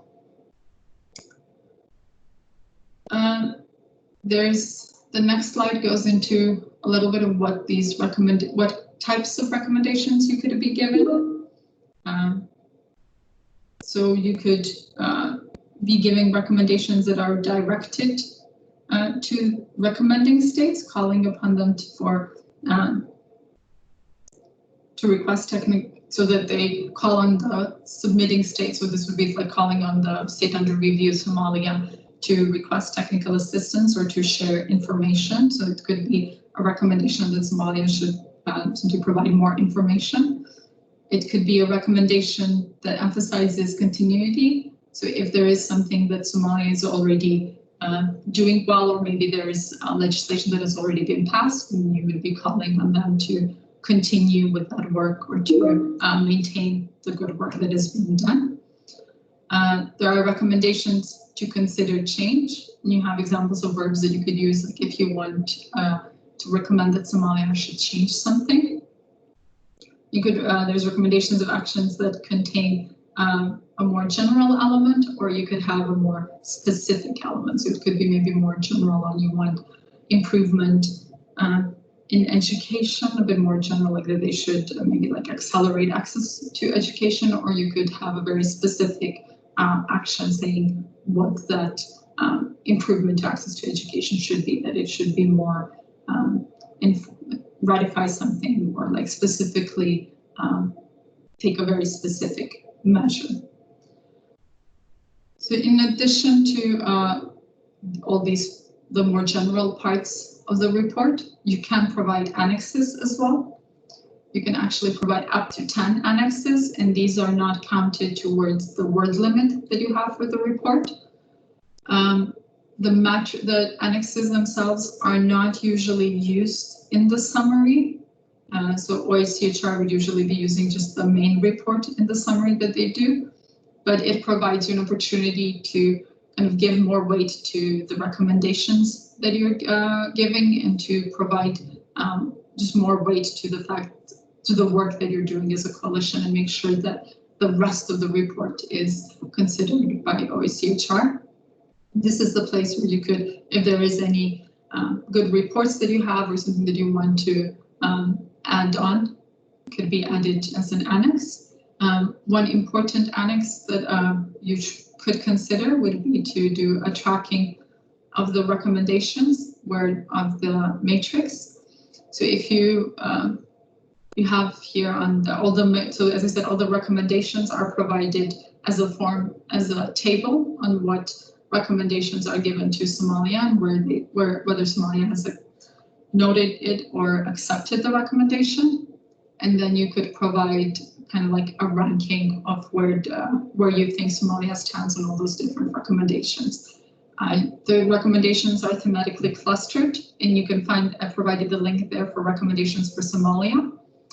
And also on UPR info as well, you could get a matrix for Somalia for all cycles, and they have a very user-friendly database that you can sort through to look into what are all the different recommendations that Somalia has received. Or you could also look into specifically in the clustered, the metrics table, and use that as a way of then ranking what has happened to the implementation. You could use kind of like the traffic light system of just saying whether the recommendation has been fully implemented, or maybe yellow if there has been some progress, or if maybe like no progress has been perceived yet, so no progress actually happened, but technically it's been implemented, something has happened, or just not implemented at all, or not accepted. Here's a screenshot of what that matrix looks like. So as I said, this is kind of like a thematically clustered matrix, and you have the link for this in the previous slide. And you have the different, you have all the different clusters, and then it has all the specific recommendations that Somalia has received and what Somalia has done in relationship to those. So for example, Germany has recommended that Somalia should lift its reservations to the CRC. And I know this is something that you have lifted up to the CRC committee as well, and have lifted up in the pre-session for some of these articles.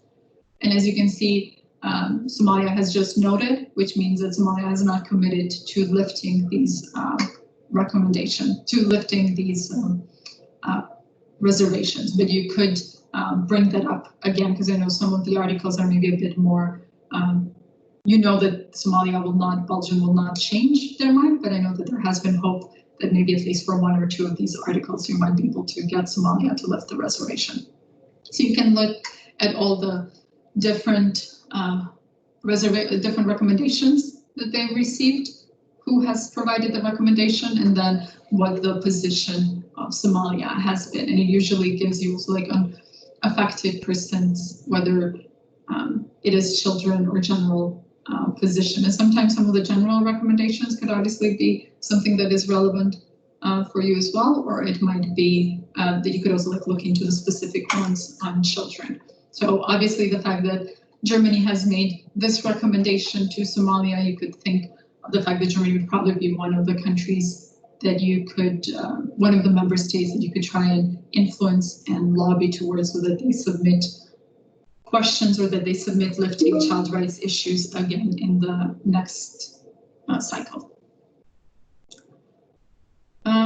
A few more tips on what the format should look like, what the report should look like. So if you are going for a joint submission, so you will be submitting as a coalition of NGOs, which means that your report could be up to, it's around 10 pages, 5,630 words in total. That's not that much, as you probably know as well. You're a alternative report to the CRC. I don't remember the number of pages right now, but it is much longer than that. So this has to be much more succinct, and you have to figure out specifically what you want to focus on. All the NGOs that you're submitting now as a Child Rights Coalition, you could submit individually as well, and there's a limit to individual submissions. Every NGO can submit only one individual submission, but as a coalition, you could submit more. So if there's, let's say if SOS is submitting, you're submitting together with the Child Rights Coalition now, but if there's another joint submission that you want to do, there's no limit on that. The limit of words, the 5,600 words, does not include any endnotes, which should be used not to provide any long information, but more just to provide references to information, not to add information, and annexes and the cover page are not included in the limit. The cover page should clearly identify who the coalition is, who are the it could also include like a paragraph describing kind of like the main activities and the date that the coalition was established. And you could either in the endnote in the cover page or in an annex, you should list all the organizations. There should be clear identification of all the recommendations. So if you, for example, are going to recommend again that Somalia should lift its reservations to the CRC, you should be referring specifically to all, you should list the previous recommendations and you can list the numbers. So this one would be 136.28. So list what the specific recommendation as, and this can be done in a footnote, listing all the different recommendations. So listing what the report has been, the cycle, the paragraph number, and the recommendation number and recommending country for all of them. If it is a repeated recommendation, so I'm assuming that maybe it wasn't just Germany that has recommended that Somalia lifts its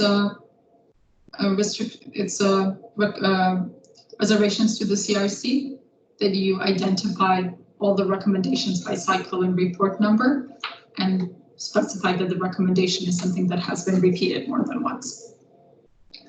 The report itself should be submitted as a Word document.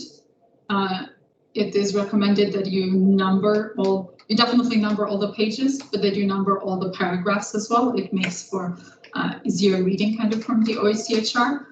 And it should be submitted in a UN official language, preferably in English, French, or Spanish, but I'm assuming that in your case it would be submitted in English.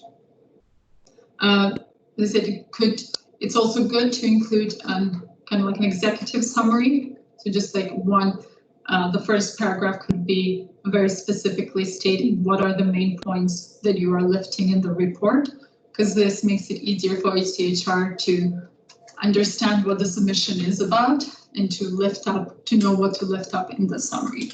So because the report that you are submitting will not be read by the Human Rights Council, they will be reading only the OHCHR summary. So you want to make sure that the report is clear and that it's clear to OHCHR kind of what to lift up and what to use in the summary that they provide. And you should provide 1 or 2 paragraphs on the methodology, listing what processes you've gone through in order to collect the information. And you would be submitting online. So there is, I'm sure you cannot see it here well, but you can see there is the link that you need to register on, and you need to submit the report on. And this would be the link itself. You should register before, so don't wait until the last day to register. And ideally, you would be submitting not on October 15th, but a couple of days before, because keep in mind by October 15th, there will be a lot of other submissions going through. The October 15th deadline is not just for Somalia, but it is relevant for all 14 states that are being reviewed in the same session. So there will be a lot of traffic happening on the website and a lot of other NGOs that are trying to submit at the same time. So please try to submit at least a couple of days before, and definitely register beforehand.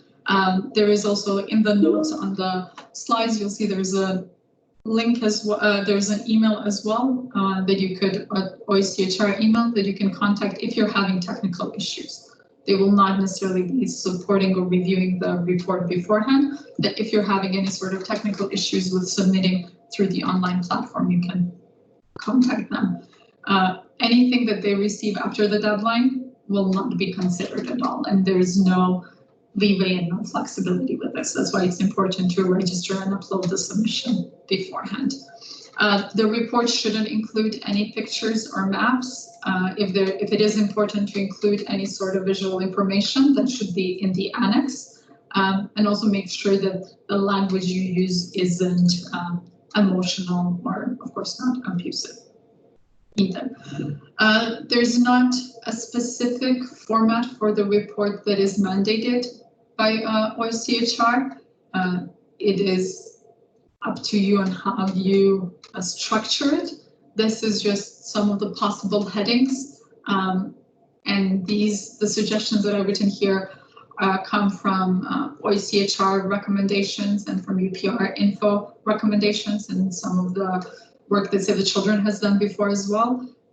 These are not mandatory headings by any ways. It's just a suggestion of how the report could be structured. So you could have, as I said, the cover page, which doesn't count towards the word limit, but where you would list who the coalition is, when you've been established, and who the members are.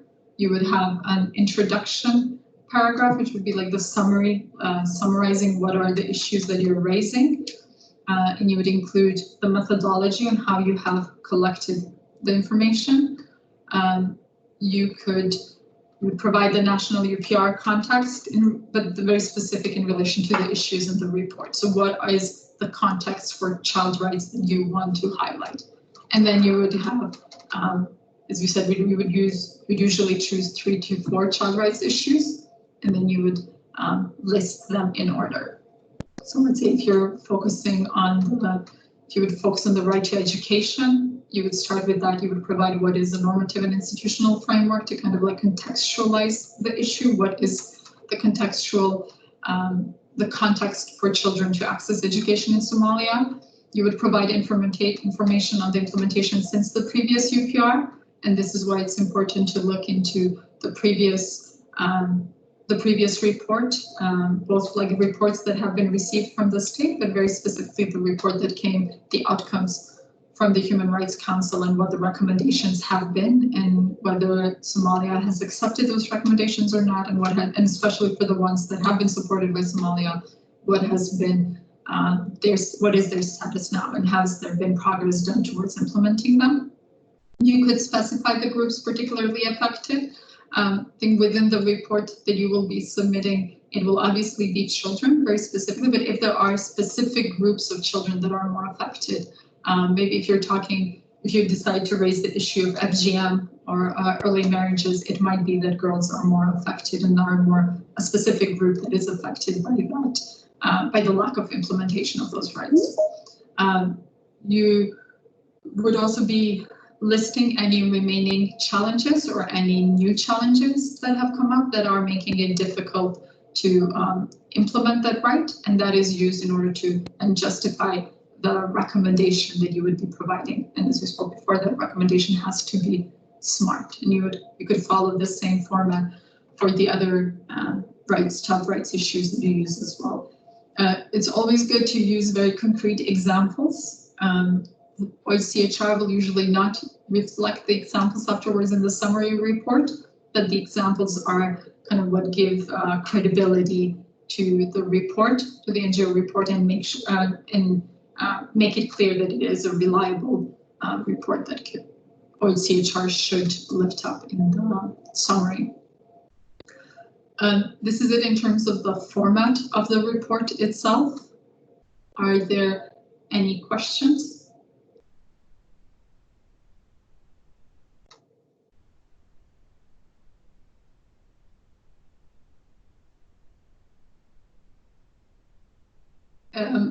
this is quite, as I said, it is quite technical information probably, but you will have access to these PowerPoints and can look through them again as you're preparing the report and making sure that you follow some of these more strict guidelines. I was planning on talking for another couple of minutes, and we'll just do kind of like a summary, again, like a recap of what are the different advocacy opportunities related to the UPR process. These, I tried to highlight them as we went along, and a lot of these will be highlighted, sure, again, by our colleagues from Cambodia, and then Lelaine can also jump in with more examples from other countries, and we can have more of a discussion as well. So these are kind of like the 10 different steps and points that you could do in order to make sure that you have good UPR advocacy. I think like you're already doing a lot of the consultations now and prioritizing what issues you want to submit, you want to focus on. You're working on preparing a joint submission from the coalition. So this would be that submission that will then be included in the stakeholders report. We've talked about the possibility of participating in the national consultations, or at least maybe trying to influence what the state report is going to look like and what issues the state report will focus on.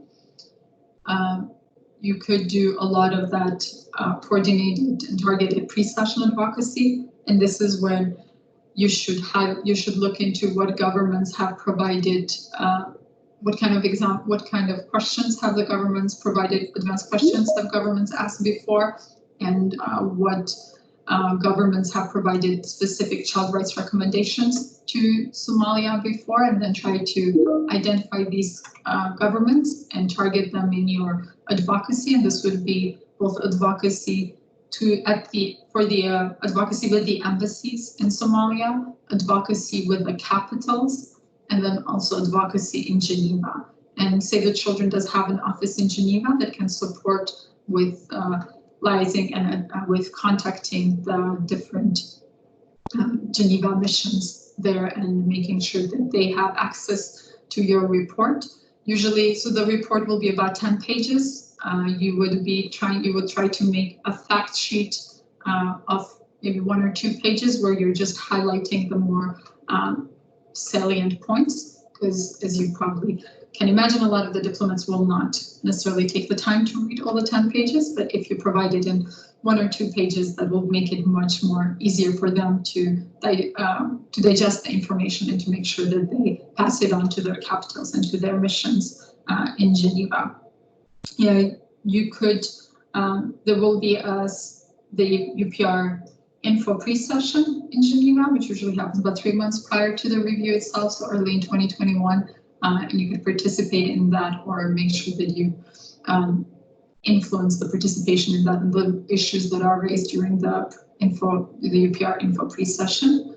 And during you could also organize, of course, like side events, as we said as well, and follow the UPR working group session in Geneva. So this would include doing either a side event, parallel side event in Geneva itself, or maybe broadcasting dialogue in Somalia and organizing side events around that. Definitely you would be doing like lifting up, raising awareness about any child rights recommendations that might come up from the discussion. And so within, as we said, like from the time that there's the working group discussion that happens in Geneva until the report at the Human Rights Council is approved, there's usually a couple of months there. And during that time, you can lobby with your state, so with Somalia, to make sure that they accept recommendations that are relevant for children. And this is when you would be undertaking that advocacy on any pending UPR child rights recommendations. So anything that there might be like recommendations that Somalia has possibly indicated that they're just noting that they're not supporting, and you can try and change the state's mind, change Somalia's mind. During the Human Rights Council session itself, that's when there's an opportunity for NGO direct engagement, direct participation. and this is when you could prepare a quick oral statement or submit a video or submit a written statement. By this time, as you said already, the report has been written, recommendations have been made, and Somalia has decided whether they want to note them or support them, but it's still an opportunity to at least make it, to raise concern if there's any very concrete recommendations that you think Somalia should have accepted and they haven't, or if there's been any change in the situation since the review happened in the UPR working group until the Human Rights Council session. And then once the report is received, you definitely would be analyzing the recommendations and then making them maybe into more child-friendly, more user-friendly language and raising awareness about it. And this is that part, this is the most, as you said, the follow-up would be the most important part of the cycle. And this is when you would continue monitoring how Somalia is doing when it comes to UPR recommendations that it has received into the human rights situation in the country and what is happening. And then there is the midterm review possibilities as well. So Somalia has submitted one midterm review report. They might submit the next one, so you could participate in that. And NGOs can submit midterm report as well, or you can just continue the monitoring, continue the engagement with Somalia to see what can be done, and also like working closely with the National Human Rights Institutes, the ombudspersons as well, to see to continue following it up. And then, of course, linking UPR processes to other accountability processes and opportunities. So whatever other opportunities that might happen in terms of any other reports that Somalia will have. So as I said, there will be the CRPD reporting will be coming up, and then you can definitely link UPR recommendations to that as well.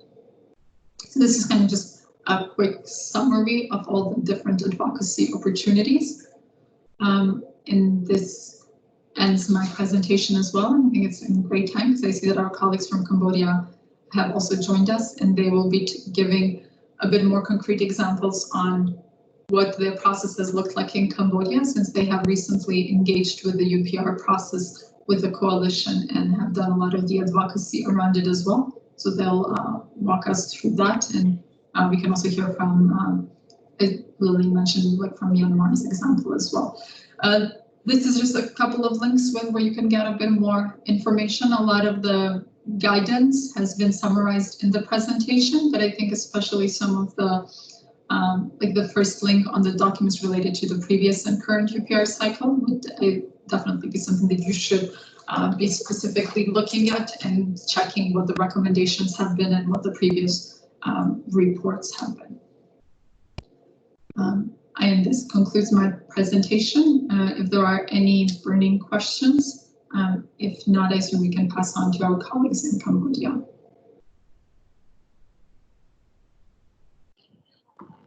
Thank you so much, Nita. I think we're going to give the next session to Sam. But before I do that, if you have any questions, comments for Nita's presentation, please put in the chat box and we will try to see if we can cover that. Now, let me give you to Sam, the CBCRC specialist from Cambodia Country Office, and the Cambodia Civil Society Coalition members who are joining us for this call. Sam will give us a brief update on how they went through the UBR process in the Cambodia Country Office with the CSOs. Sam, over to you. Okay, good afternoon from Cambodia, and nice to meet you all, our colleagues of in Somalia. So here I have our partner Song Ping, the executive director of the CRC Cambodia, that was so far working on this work. And so Ping, can you introduce yourself, and then I will back quickly, briefly about what Save the Children role in Cambodia, and then I turn over to Ping provide the experience, on that. Yeah, very good afternoon, everyone, and the colleague from Save the Children and also Somalia as well. and great to meet you all. My name is Son Ping. I'm Executive Director of Child Rights Coalition Cambodia. We are the national coalition that I will share a little bit detail during my presentation. So before I start, let hand this to Bong Somat to introduce first. Thank you. Thank you.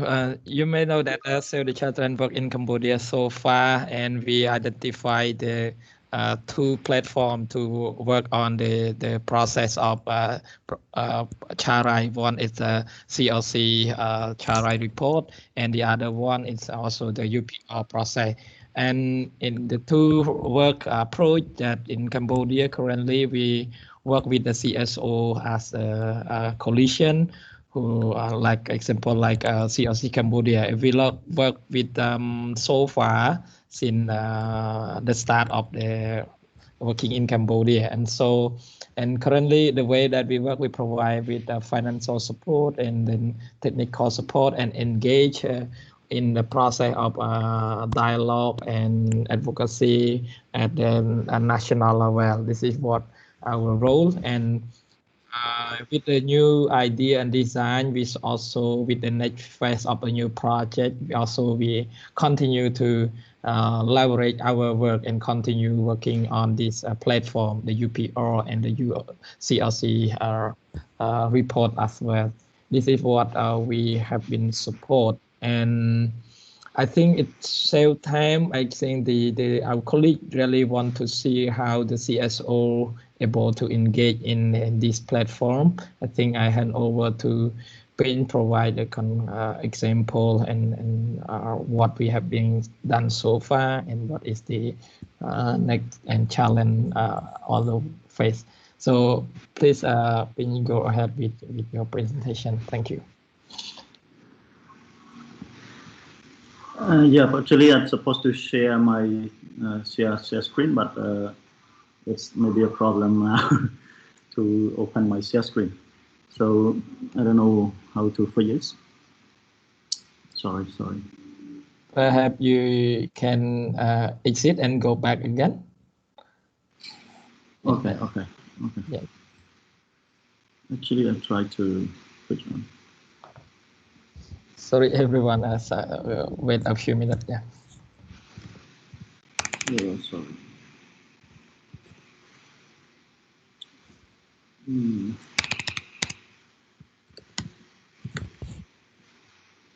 Sorry, I don't know how we can fit in my share screen. Better to send send the Oh, you can send to me, and then I can share from. Sorry, everyone.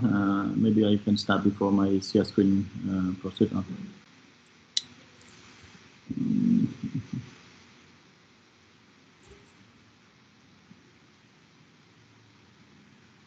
Em theo từ email rồi. Okay. Nhưng mà đang mấy bạn share screen nhưng được vô. Mình khi share screen nhưng mà vậy. Mình okay. Wait. Okay. Tôi tạm email này. Okay.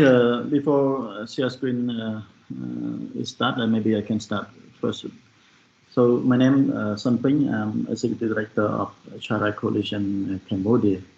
The Child Rights Coalition Cambodia, which is the national coalition composed of the national and international NGO who are a member of the coalition.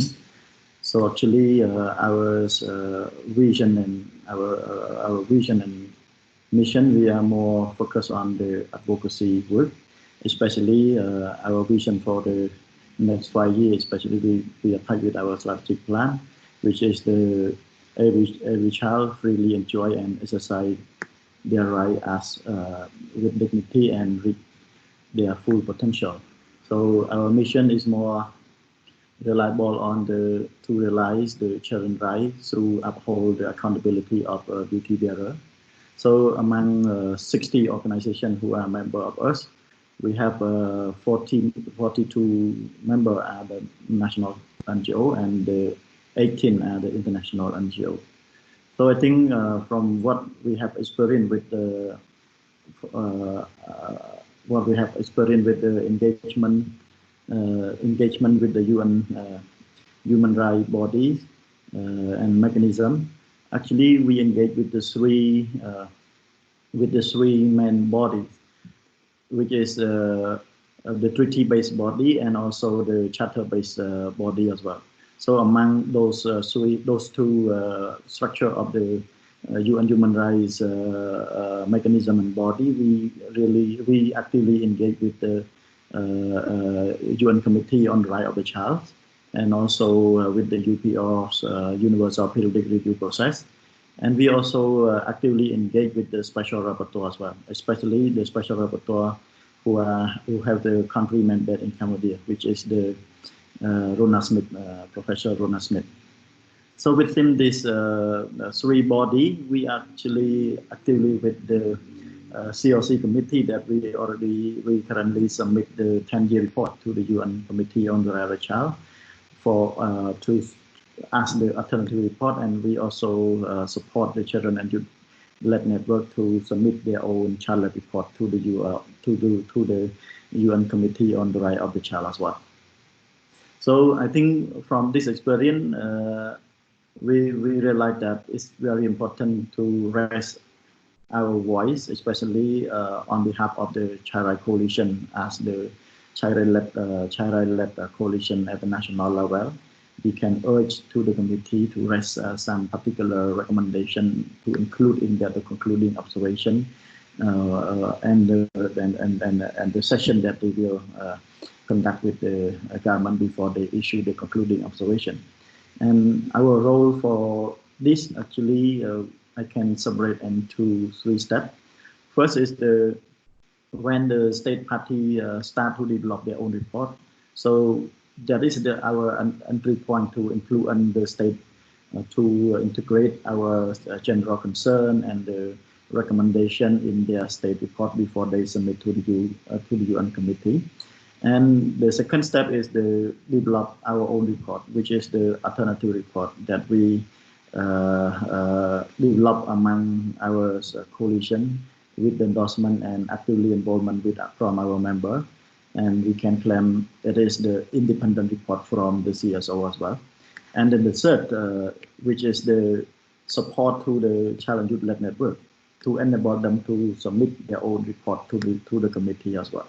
So with these three platforms, I think as the CSO, we need to play our important role, how we can uphold the accountability of the state to submit the state party report with the accuracy data, with the on-time manner or something like that to the committee. Because some state party, they might request to delay to submit the state party report to the committee. So that's why in the role of the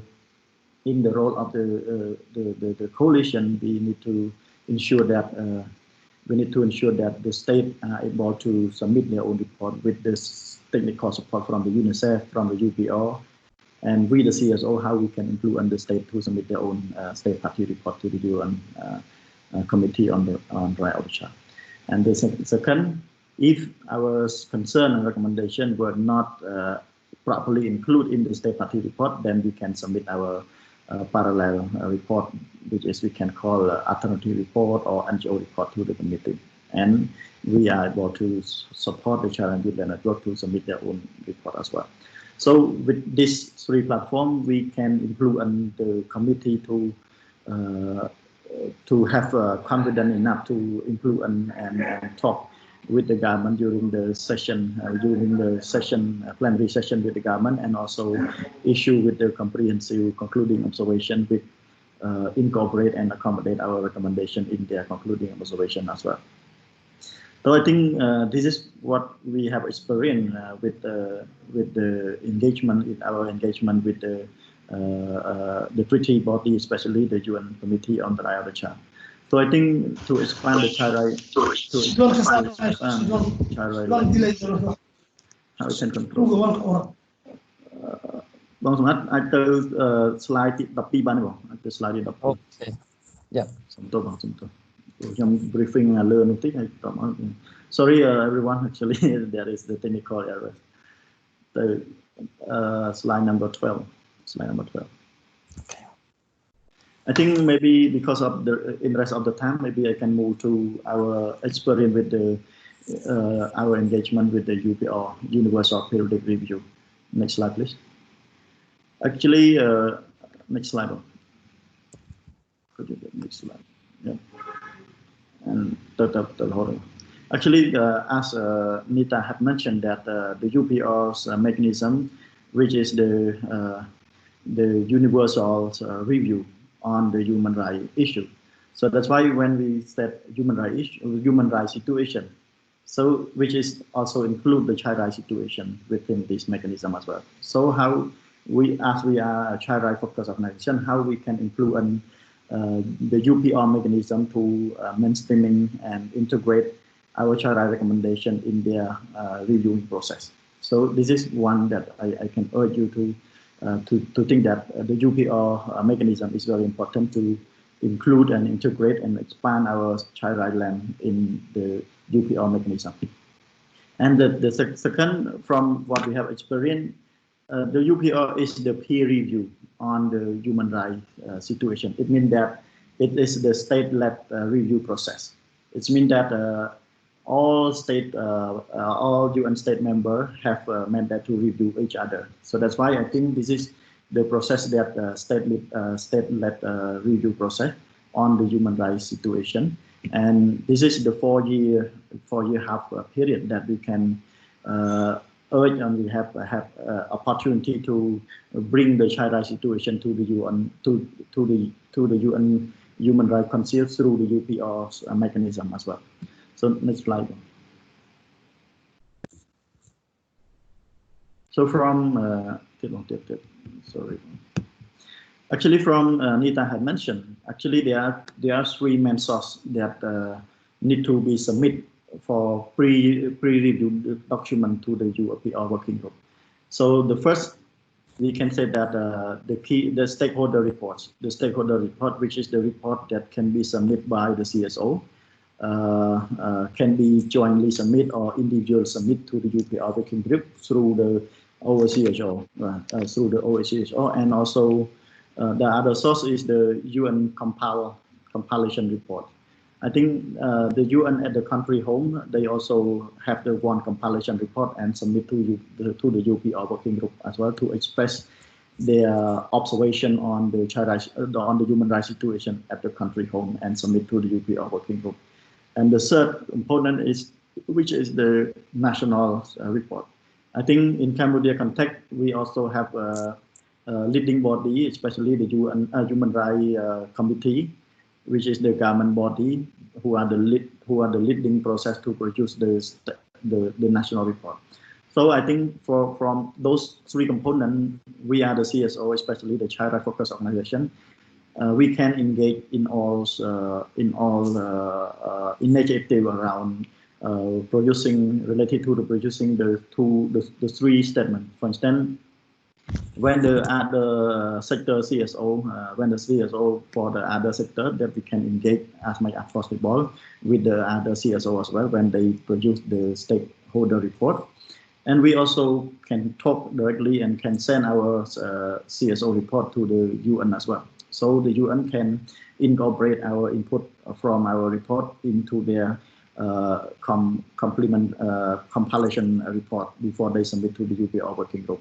And when the government start to develop their own national report, we also have a chance to influence the government to integrate our recommendation, our special concern in their national report as well. So I think we as a CSO, we of course we try as much as possible to influence all key stakeholders to incorporate our input in their report before they submit to the UPR working group as well. So next slide, please. So I think so from our engagement so far, we are engaged in the three cycles already, especially the first cycle in 2009, and the second cycle in 2014. And the third cycle, which was recently done in the 2019. So from the three cycle, we as the child rights focused coalition we are able to influence and use the mechanism to mainstreaming child rights situation within the UPR working group and UPR mechanism. Especially for the first cycle, we only joined submission with other CSO. We did not have a chance, have the ability to submit our own report directly to UPR working group until the second cycle. For the second cycle, we actually do in two ways. First, we integrate our sector report in the CSO national report with the other CSO that composed of a multi-sector in one report. They can say a country CSO report.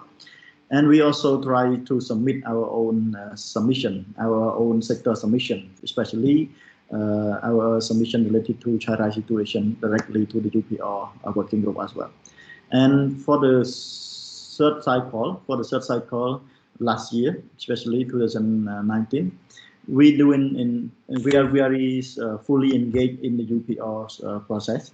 Especially, we produce our own sector report and submit to the UPR working group, and we also urge the other CSO to integrate our sector report in their CSO report as well. And we also have a chance to engage the whole process. Especially, we engage with the pre-session at the Geneva as well.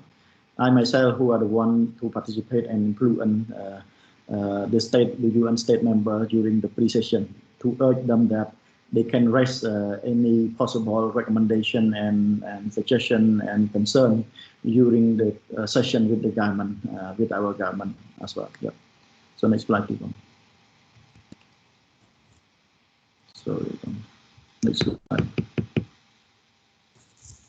So this is the outcome document that we that is the result from our engagement. If we have to reflect on this outcome document that which is the report of the working group on universal periodic review, actually the child right recommendation has been increased from one cycle to another cycle. So you can see in detail in the next slide. So next slide.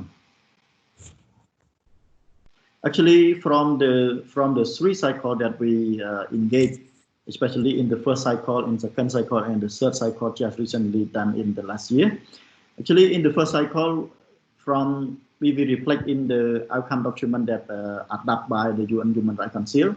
There is only 23 recommendations that related to child rights recommendation. There is only 23 child rights recommendations integrate and incorporate in the outcome document that is adopted by UN Human Rights Council. And the second cycle, the child rights recommendation is simply increased from 23 to 28 recommendation. Actually, for the second cycle, we increase a little bit, and the third cycle we keep increasing.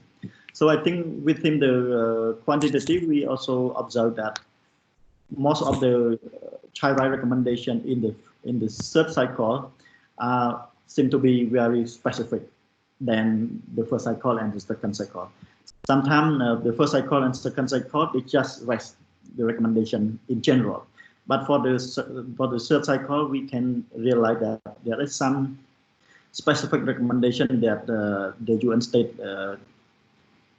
urge and integrate in the outcome document that adopted by the UN Human Rights Council, especially among 37 recommendation, which is most of the recommendation come to very specific issue, especially some recommendation that urge the government to eliminate all form of violence against children, and with the specific budget allocation or something like that, and some recommendation related to end child marriage and teenage pregnancy or something like that. And so I think from our engagement, we can see the result in the quantity, but we also can see the result in the quality and improving the quality of the recommendation from the UN state member as well. So next one. So here, from the third cycle, our government received 198 recommendation. And among 198, they accept only 173. And among 173 that they are sub, we have 37 the child right recommendation. So that's why among the 25 recommendations that are rejected, there is only one recommendation that related to child rights recommendation that was rejected by our state, our government as well. Yep. So next one. So I think from the UPO engagement, we also ask you to consider as well about our engagement with the Special Rapporteur. Actually, for the Special Rapporteur, which is the platform under the UN Human Rights Mechanism as well. So that's why we can try to engage as much as possible for both country mandate and the thematic mandate, especially with the country mandate, because all the UN human rights bodies, this is the mechanism that can be uphold the government accountability as well. That we can use this mechanism to uphold the government accountability indirectly as well. So I think from the country mandate, so far we engage with Special Rapporteur. Next slide. We engage with the Special Rapporteur, especially with the Professor Rona Smith, who is the UN Special Rapporteur on the situation of human rights in Cambodia, which is the current mandate. So when she have the mission to Cambodia, we always engage with her and we engage with her both physically and with our submission as well. Especially when she have a mission to Cambodia, we normally produce a joint submission letter and submit to her through her email. And we also have the in-person dialogue, have a dialogue in person with her as well, with other sector as well. So that's why at the Child Rights Coalition, we try to expand the child rights land as much as possible with other UN human rights body as well. Yeah. So I think next slide on the challenge. Yeah. Actually, so far we realized that there is 4 main challenge that I can share with you, that I want to share with you a little bit as well. Especially the first limitation, limit the understanding among key stakeholders on the UN human rights body and mechanism. Especially not only the government but also the CSO. Some of the CSO might not really understanding the meaningful and the important and the usefulness of the UN human rights mechanism for their advocacy work. And second, in terms of the lack of data and evidence base, especially the data management is still lack for both government side and also the CSO side. So that's why the CLC Cambodia now we try to strengthen our data management system as well. And the other thing is, if we observe in general to the UN mechanism, from my perspective, I think it is too much diplomacy, and can be lead to lack power of the UN mechanism. Especially, there is no any punishment or pressure to the government if the government did not implement their recommendation or something like that. So from me, I think it is the voluntarism mechanism and voluntarism approach. So our government may be reject or might be not really high accountable to implement the recommendation from the UN human rights mechanism as well. And the other thing is the lack of the accountability and responsibility as well as the capacity of the government as well. So somehow the government capacity and the responsibility and accountability, for instance, even they develop their state party report, they just rely on the funding from UNICEF, from others, from other development partners. They did not really invest their own budget or national budget to support the development process. So if we have no budget to support them, then they will not produce the state party report. So I think this is around the lack of the accountability and responsibility, as well as the capacity of the government for both human resource and also financial resource allocation from the government as well. So next slide. So I think from my point of view, I think there is 4 main recommendations that I can think that can be very important for you to consider as well. First, we need to ensure that enhance the capacity building of the CSO, especially the CSO and the children, on the UN human rights body mechanism and its reporting system. So somehow we just understand in general what is the UN human rights body and mechanism or something like that. But really important to understand in detail about the reporting process, because if we understand the reporting process, then we can identify our entry point for our advocacy initiative as well.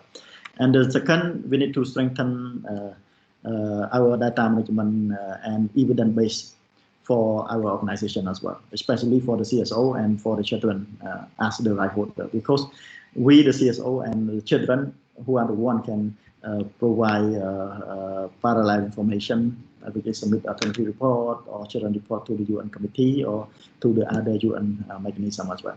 And other thing I can request you to consider as well about expand the engagement of the CSO and the NGO and the children with the existing CSO and the NGO mechanism and structure. Actually, there is some NGO that really want to engage or influence to the UN human rights mechanism and body, but somehow they think that they might be lack resource or something like that. So that's why we better to properly mapping out the existing mechanism of the CSO.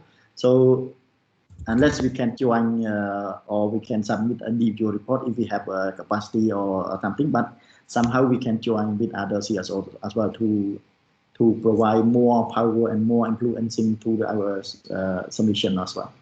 And second thing, the fourth is expand the engagement of the CSO and the children with the government mechanism and structure.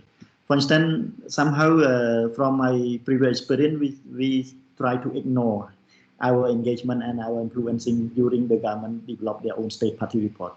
But from my experience, especially I have discussed with the committee of the COC committee, UN COC committee, they also recommend that we need to try as much as possible to influence the government to integrate our concern and recommendation in the state party report as much as possible. So that's why we need to better understanding and better understand about the existing government mechanism and the structure, which mechanism of the government that's responsible for producing the state party report or accountable or respond to the UN, to the UPR or something like that.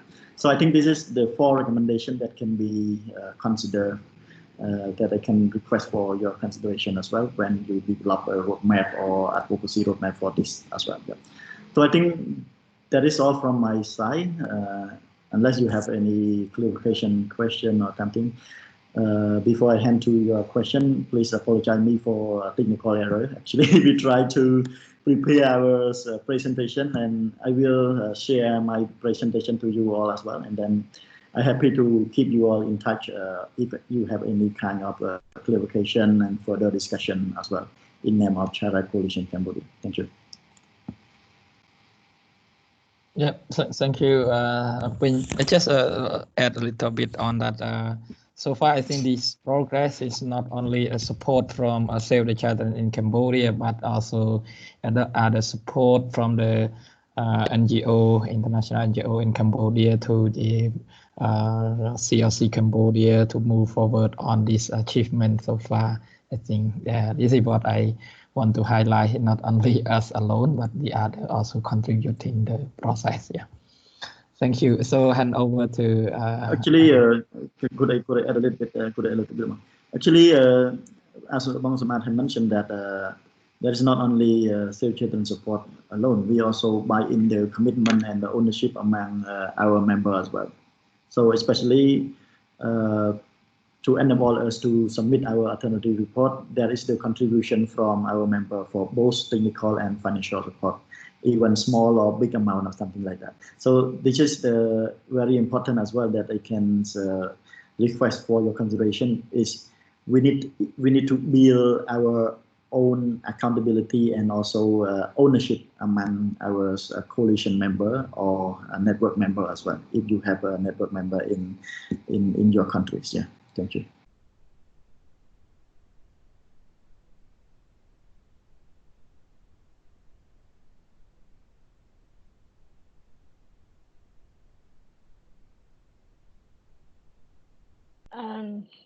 Thank you so much, Sam and the team. I think that was really a good presentation, and for us to see how the CSOs, organize themselves and work on the process. So we know this session was Q&As and among the Somali CSOs and in Cambodia team. If anyone has comments, questions, please ask. Maybe I know the Somalia Child Rights Coalition from Shukriya, Dakane. Do you guys have any comments, questions, contributions to that? Because we are the key coalition members who are taking this forward. Dakane or Shukriya, which one of you wants to say something? I'm sorry again as well. I could not follow through all slides in my presentation. Actually, we already prepared very well, but the technical error that we could not enable us to follow through our slide presentation. So I think we can share the slide presentation to you all, and then we can keep further discussion and question as well. And if you have a question, please go ahead. Thank you so much. I think that would be great. I want to give to my Somali colleagues if they have any questions or comments. But before that, I think I have one or two questions from myself. I think and if anyone wants to say something, please raise your hand. So for me, I think when we were writing the UNCRC report, I think one of the key challenges was, especially in a context like Somalia, was to have evidence data or concrete data around the issues that we were raising. For example, child budgeting. We really had challenge, getting the right information on that. So I just want to know, how do you guys organize yourselves around getting evidence-based data, and how were you able to convince the committee on that? Sam or someone else can answer that. Thank you.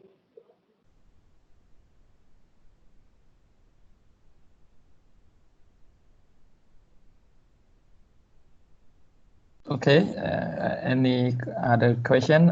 Pin, you can go respond on the question. Okay. Yeah.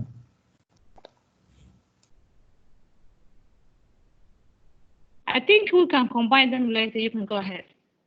I see a lot of silence from the members. Yeah, if other question can raise, and then we can respond one Sorry, time in a question. Could you concise your question again? Sorry. Yeah. Yeah, I think we can combine them at the end. You can go ahead, Sam. Go ahead. Yeah. No. Please, you can go ahead. I have no question. Yeah, on that. So please. Okay. Do you want me to repeat the question, or? Maybe you can concise or simplify a little bit. Your question is around, if I'm not wrong, your question is around how we can build a strong evidence base, right? To support. Please see the chat box. Please see the question in the chat box that Ahmed asked. Okay. Yeah. Okay. Yep, around evidence challenges. Yeah, actually, during our. I also had a question. Yeah, please. Chamila, you have a question? Yes, I wanted to add another question so they can respond to both. I think one of the main challenges for Somali children is some of those very sensitive issues. For example, child marriage, forced marriages, or FGM. And then also for us to speak about it, they're very sensitive because they're ingrained in within religious and cultural values. So would be also good to hear your experiences. If you had any sensitive issues like related to that are similar to Somalia, and then how did you managed to have very strong recommendations regarding how did you package it, how did you get people to speak about it, as well as children. Thank you, Ayan. Thanks, Shamila. Go ahead, Sam. Or the team.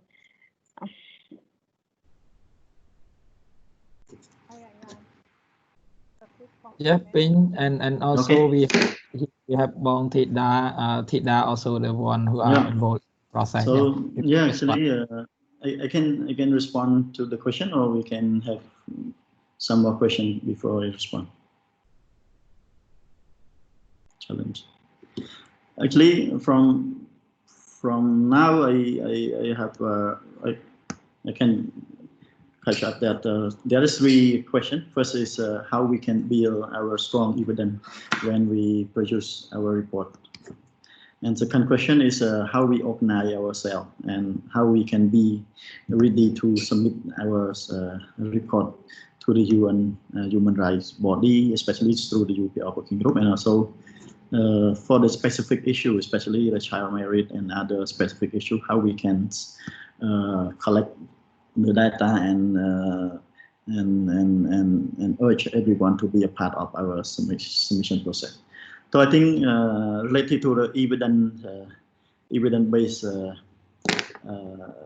related to the how we can build our strong evidence base.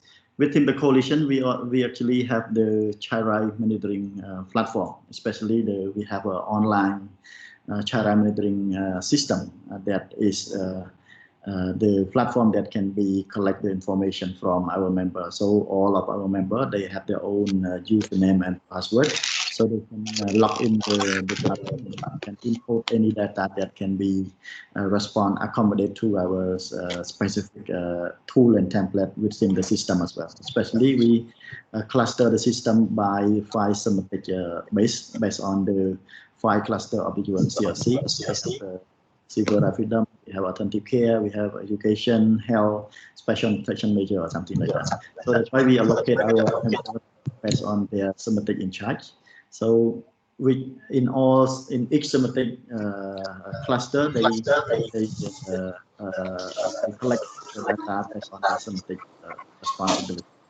And the second thing, we actually try our best to produce the annual child rights situation analysis. Actually, with the support from Save the Children and other organizations as well, Save the Children Plan, and some of our members as well, we try our best to produce. We not wait until 5 years, until 10 years, but we produce the child rights situation analysis annual basis. So that's why within the annual child rights situation analysis annual basis, we can compile as the 5-year report and the 10-year report, and then it can be ready for us to submit the 10-year or 5-year report to the UN committee or to the UPR for the 4.5 years or something like that. And the third, we actually normally work with our member as well to mapping out or synthesis the existing information or existing data that our member already produces. For instance, Save the Children, they might have their own report. World Vision, they might have their own report.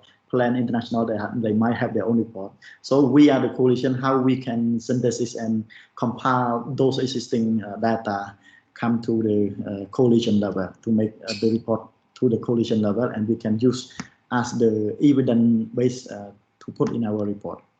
And then the fourth point can be related to support a result basis activity. For instance, the 5 semantic working group, they actually have their action research based on their semantic or issue focus.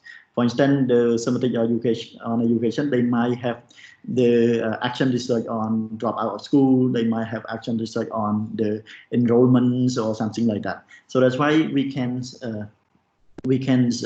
work together with a semantic basis member that can be produce additional document, especially the action research that they can produce for issue basis or something like that.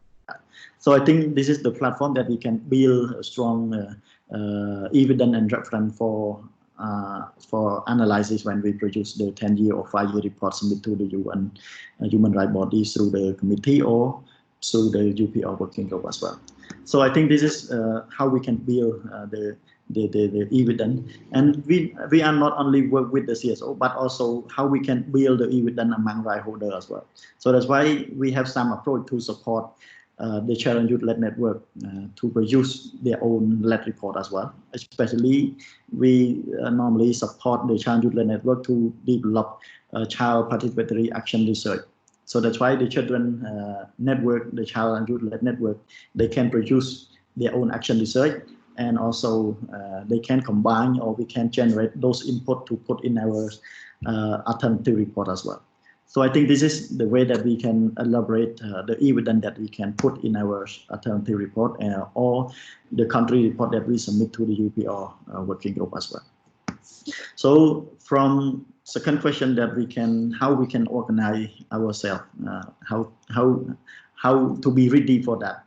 Actually, from our member, the first approach we need to, as I mentioned that actually COC Cambodia, we provide a certain kind of capacity building to our member as well for both national and international NGO on the UN human rights body and mechanism, as well as the reporting system. Especially we go one by one, especially the technical process to our member to make them very clear understanding on the engagement process and the entry point within the reporting system of the UPR, of the UN Human Rights Committee or something like that, or UN Committee on the Right of the Child, something like that. So the first is the capacity building.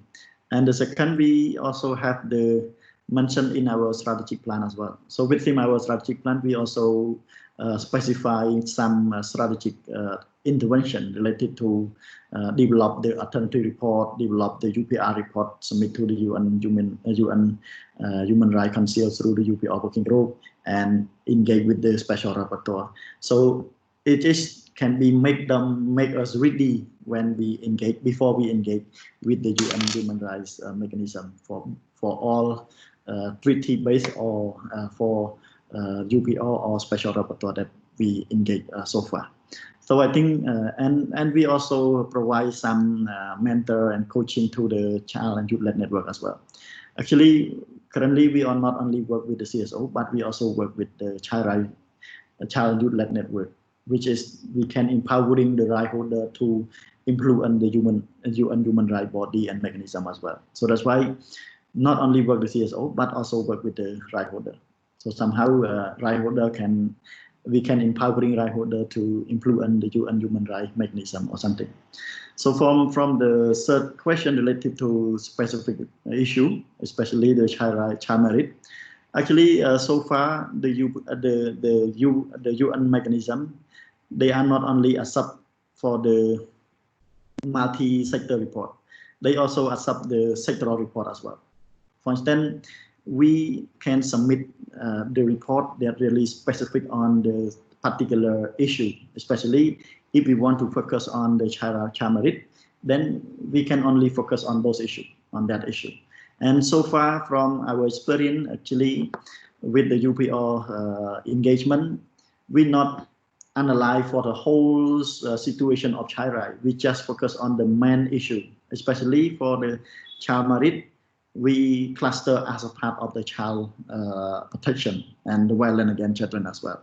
So with this component, we can generate some strategic and policy recommendation with our member as well. Especially we can, based on our evidence, based on our reference that we collect so far, then we can have the consultation workshop or meeting with our member to generate recommendation that we can very specific on the root cause of the issue, and we can formulate as the specific and more convincing recommendation as well. So this is my response to those questions. Please correct me if I'm not fully responsive to those questions. So Wantida, if you want to add something, please.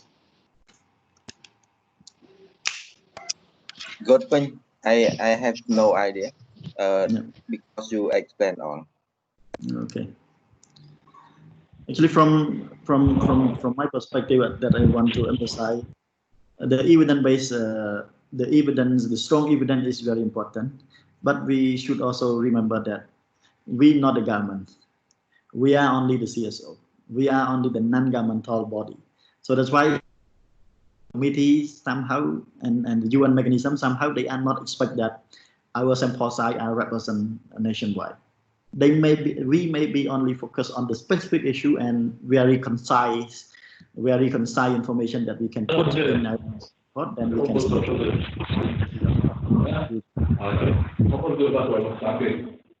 So thank you.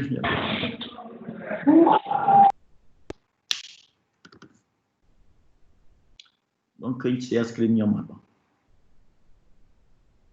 Yes,ឃើញអត់អី ខ្ញុំnó có zoom nóវាខ្សែពុកវាច្រើនណាស់នៅវិញចឹង Okay. Yep. So you have anything? Admin, Anita, if you want, Anita is raising her hand. I just wanted to relate to, thank you very much to the colleagues in Cambodia. And you mentioned your relationship also with the special rapporteurs. So just wanted to add that there is also an independent expert on the situation of human rights in Somalia. And they seem to visit the country usually every summer, probably delays this summer, but it's somebody also like very good to keep track of their schedule and to try and make sure that you interact with them as well. Their report will inform that UN compilation report that goes to the UPR, but in general also just like their relationship and all the reports they produce can have quite a lot of pressure into the government to fulfill their human rights. So it's good to be in touch with them as well. But that was it. Thank you very much to the colleagues in Cambodia. This was very useful. Yeah, actually, from our engagement with the special rapporteur, I think this is very crucial and important as well. Because we realized that before we engagement, the special rapporteur just only focus on the political issue, especially the special rapporteur, the country mandate special rapporteur. Somehow they just focus on the human rights issue, the hot human rights issue, constant land issue, environmental issue or something like that, and they more or less focus on the political issue. But after we fully engage and actively engage when they have mission during her mission into Cambodia, then the direction of her mission and the component focus of her mission is a little bit shift from not only focus on the political issue, but also child rights issue as well. Especially, she tried to expand her engagement with other ministry, for instance, Ministry of Social Affairs, Ministry of Women Affairs, to really understand and urge the government for specific recommendation based on what we have input to her as well. Especially from the last mission from the special rapporteur, they try to engage and she tried to engage and request for specific dialogue with the Ministry of Social Affairs, Ministry of Women Affairs, Minister of Women Affairs, Minister of Social Affairs, and to raise some recommendation from bring some recommendation from our side to urge the government platform as well. So I think this is the way that we can expand our child rights land to other sectors as well, by using the UN human rights mechanism.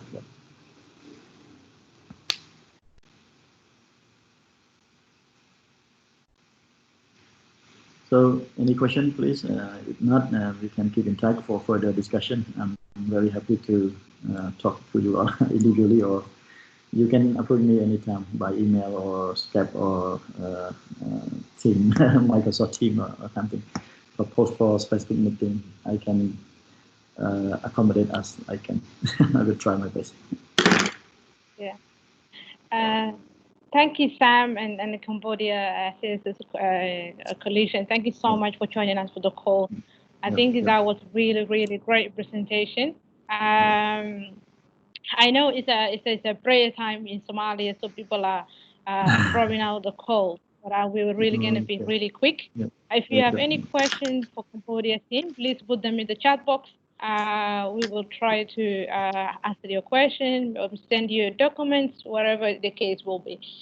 So now I would like to invite my two more colleagues, then we'll wrap the session. This session is around planning session around what we would do next and the Somali civil society organizations. Okay, before I go that, I will give to Lillian. Welcome. Hi, this is Lalaine. I work with Nita at Save Children Norway, also as a children's advisor. So before you go to the planning, I just want to share briefly the experience from Myanmar as well. So because I am supporting Myanmar at the moment, and currently they are preparing for national advocacy. So Myanmar is going to be reviewed by the Human Rights Council in January next year, and the pre-session for Myanmar will then be in December. So they have submitted the CSO report, and they have done it through the Coalition on Child Rights.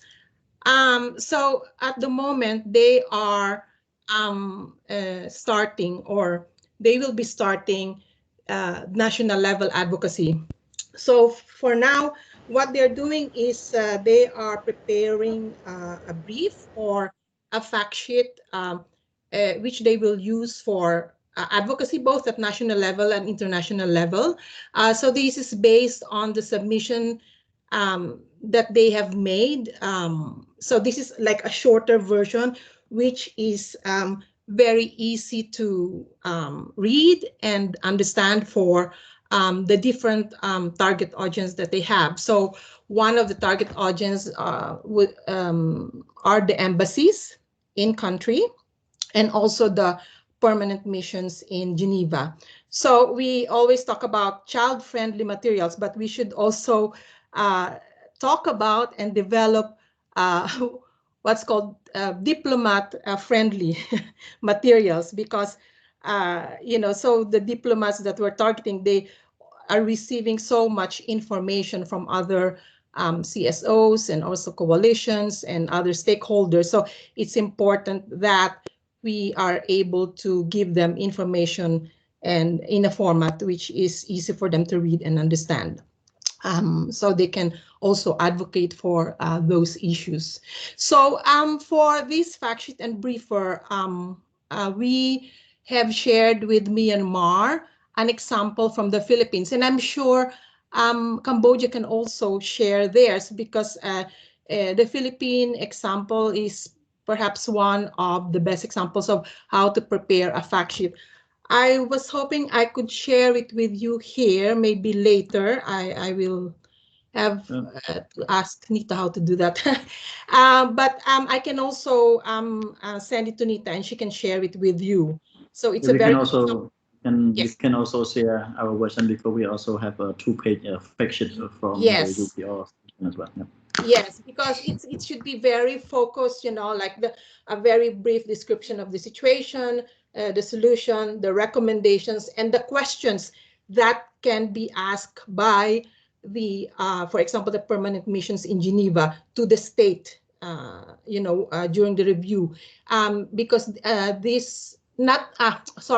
days before the review, they can send these questions to the state that's going to be reviewed. Yes, so that's what they're doing now, and they are also coordinating actually with other CSOs and coalitions, not necessarily focusing on child rights. So they're going to do this coordinated joint advocacy at national level. So for example, they're doing it together with Equality Now.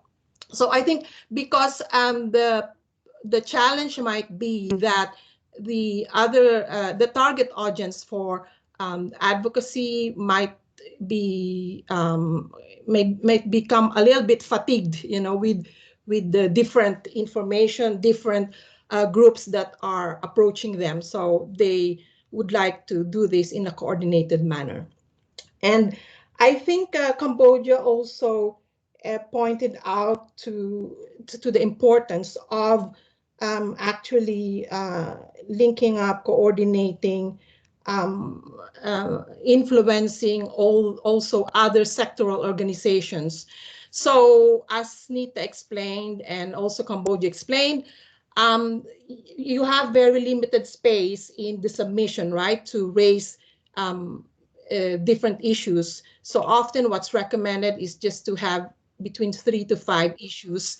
One idea is, of course, to try other sectoral organizations to carry or include child rights issues. So, for example, if you link with women's organizations, they can also include in their submission issues concerning FGM or child marriage.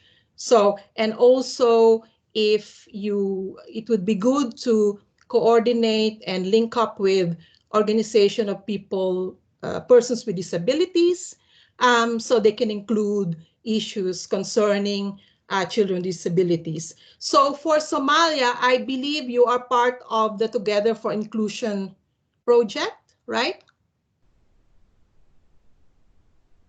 Yes. Yes. Yeah. Yes, we are. Yeah. So in a way, you have a platform there already for linking and cooperating, collaborating with organization of persons with disabilities or OPDs. So you might want to use this opportunity actually also to work with them. I don't know whether they are planning to, make a submission themselves on behalf of the coalition of OPDs. So that's also another possibility. And not only would you have additional space for children's issues, but also you are then expanding your advocacy platform, right? So it's not just child rights organizations or a coalition which is going to work for or advocate for children's rights issues, but also other sectoral organizations or coalitions. Yeah, I guess that's yeah. Another thing that Myanmar is planning is to ask whether they can send a video message from children to the UPR info during the pre-session in December, or also inquire about online participation, both of the coalition members and also children. So yes, that's all I wanted to share, I think, for now. Thank you.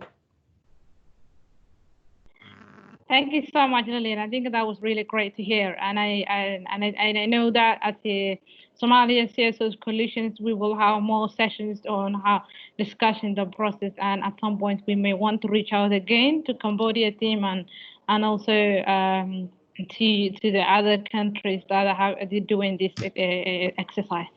So I think it's quite a learning journey for us now that we have just started. Thank you so much, SNOA team, for being with us today, and also our Cambodia team. I think people are start dropping out. I see that our number is decreasing by the time because of the prayer time in Somalia. We may not have a time to break and come back, so we'll try to wrap up the next 15 minutes. Apologies for that. So I know some of our civil society coalitions are in this call today. Some are not, and I see some of them already drop out because of the break. So we are thinking to take this discussion forward within the CSO coalition offline and do a planning session on how are we taking this forward and what are the next steps and how are we start writing the UPR report. We will not go into details on that, but I want to welcome my colleague, Mohammed Aqli. He's the Child Protection and Child Rights Governance Specialist at Somalia Country Office, to take us through that and how are we going to intend to achieve that. Aqli, welcome. And then we will have my colleague, Jamila, speaking out on very, what can I say, new issues that's emerging in Somalia around a bill that was introduced recently this week, and I think most of the CSOs are dropping, but I think we can have 2 or 3 minutes to discuss on that. But I want to welcome my colleague Aqlib first to take us through how are we going to achieve the planning session with the CSOs in the coming few days. Welcome, Aqlib. Thank you very much, Ayan. I would also like to thank Nita and Save the Children Norway team for the comprehensive presentation about the UPR process. I would also like the Cambodia team, who have also shared a very comprehensive presentation, and we have learned actually a lot that will help us also to go through this process. I think we are heading already to the conclusion of this session. I think we will not be able now to discuss more of the next steps, but probably what the next steps we are looking for is actually to develop a task force, come up with a concept note, map out what the milestones we want to do, and how we at the end have a final report with the participation, active participation of the CSOs. So I think now what's the next step we need to do is actually to nominate a task force who map and come up with the concept note, draft also the task force terms of reference as well, and then also the process of how we engage different actors. I will also thank Lily. Sorry, I'm pronouncing wrongly, about the inclusion of people with disabilities. Actually, it's a very good idea, and probably we need to bring on board DPOs within the task force and also within the consultations. So now already there are a number of NGOs that are already on board. I think we can also include 2 to 3 more members to at least take the steps forward. So we already have Save the Children, SOS, SWS, and SSWC already on board on this process. I would also welcome 2 or 3 more NGOs to be part of this task force, and I think they can voluntarily nominate. And then we will task this group actually to map out and draft the concept note and the process, and how the discussions and the second steps will take place. Thank you very much. So anyone willing to be part of this task force, please put your name in the desk in the chatting box. Yeah. I am, yes. Yeah, thank you so much, Aqla. I think we have a UNCRC coalition that we've been working on with the UNCRC civil society report, and I think within the UPR process we're trying to expand the coalition to more members, and it was really good to hear that Somalia participated the last UPR submission. There was quite a number of CSOs who submitted reports, but we are trying to get those who attended the last UPR process, so we can go through the experience together. Thank you so much. I think myself and Aqli will be in touch with you and the Norway team on the next process and the next action plan we put with the CSOs. Unfortunately, we can't do it today in this webinar. But I want to invite my colleague before we wrap it up, Jamila, to give us a few updates on new emerging issue in Somalia. You all know the UNCRC report recently. We really strongly emphasize on the rights of women and girls in Somalia, and we really talked about that. And there's a new bill that was introduced in Somalia last 3 to 4 days. If you've been following on social media, there was a sexual offences bill that criminalizes all sexual violence against women that was supposed to be passed by the parliament. But unfortunately, by this week we heard there was another bill that was introduced. It's called Intercourse Act, or I don't know, it's a penetration act that allows child forced marriage, the legalize the child forced marriage, and that was really, really shocking and disappointing to all the civil society organizations working across Somalia. And I think we're taking this opportunity to talk a little bit about it and share with our concern with the rest of the CSOs and see what we can do together. But I think this is really great platform to mention that. So I will give Jamila to take us through for 3 to 4 minutes, and then we will wrap it up. Jamila. Thanks, Ayan. Also, let me just start by saying thank you to our colleagues in Cambodia for all your insights and sharing. I think it has been a very useful session for all of us. We have just been absorbing the information, the presentation from Nita and from our colleagues in Cambodia, and some suggestions from how Myanmar is working. We have just been observing all that. I think we will meet as a team and with our partners to kind of reflect a little bit. And I'm sure we'll have more questions and we will come back to seek more support from all of you. So please don't get tired because we are working on this for the first time. I'm sure we'll have more questions later once we internalize with all the presentations and the information we've received today. So Ayan, I really don't want to take a lot of time, but you have already given a background to the Sexual Offences Bill. This has been at the Parliament, the Federal Ministry, the Federal Government of Somalia since May 2018, which is when the Cabinet adopted the Sexual Offences Bill, and we were expecting the lower house or the Parliament to discuss and approve it, but then they came up with a different law, which is actually a direct translation from Somali to English. It says penetration law, which it has a lot of flaws, but among major concerns, it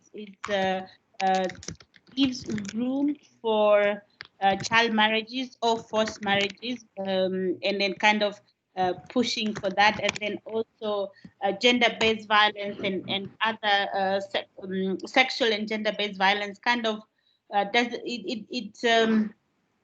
give a protection for children and women in Somalia. So we are working with a lot of other partners. I wanted to use this opportunity to encourage all of you to also kind of speak out and stand up against that law. We are working through the Somalia NGO Consortium to come up with a statement and then also do some engagements with the members of Parliament. We will be meeting this afternoon in an hour's time or so to discuss the kind of a comprehensive advocacy strategy against that law, against the Penetration Act, and promote the adoption of the Sexual Offences Bill instead of what the members of Parliament have come up.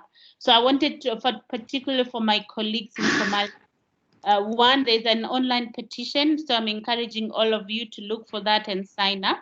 And two, if you are interested in signing up on a joint statement, which will be coming out later today or tomorrow morning, please leave your email address. Either reach out to Ayan or leave your email address, and we will send you the statement for you to sign up with your organization, name and logo. So we want the more voices, the better for this joint statements and actions. And if you have any other concerns, comments, or ideas in terms of what we can do together, please reach out to Ayan or myself, and then we'll reach back to you to strategize even more. So thanks, Ayan. I just wanted to highlight that and encourage all the colleagues. But then also for our other colleagues, Nita, particularly Norway, we also need to kind of, we'll be reaching out to you for support in terms of we need to put an international attention to this very important issue for us. So we will come back to you for if once we decide in terms of what kind of support to amplify the issue we may need, and then we'll reach out to you. So thank you very much, Ayan. Back to you. Thank you, Jamila. I think this is the last session, and I think we're going to wrap it up. Thank you so much, everyone. It's been great speaking to you. Thank you so much, Nita and Lillian, for sharing that document in the chat box.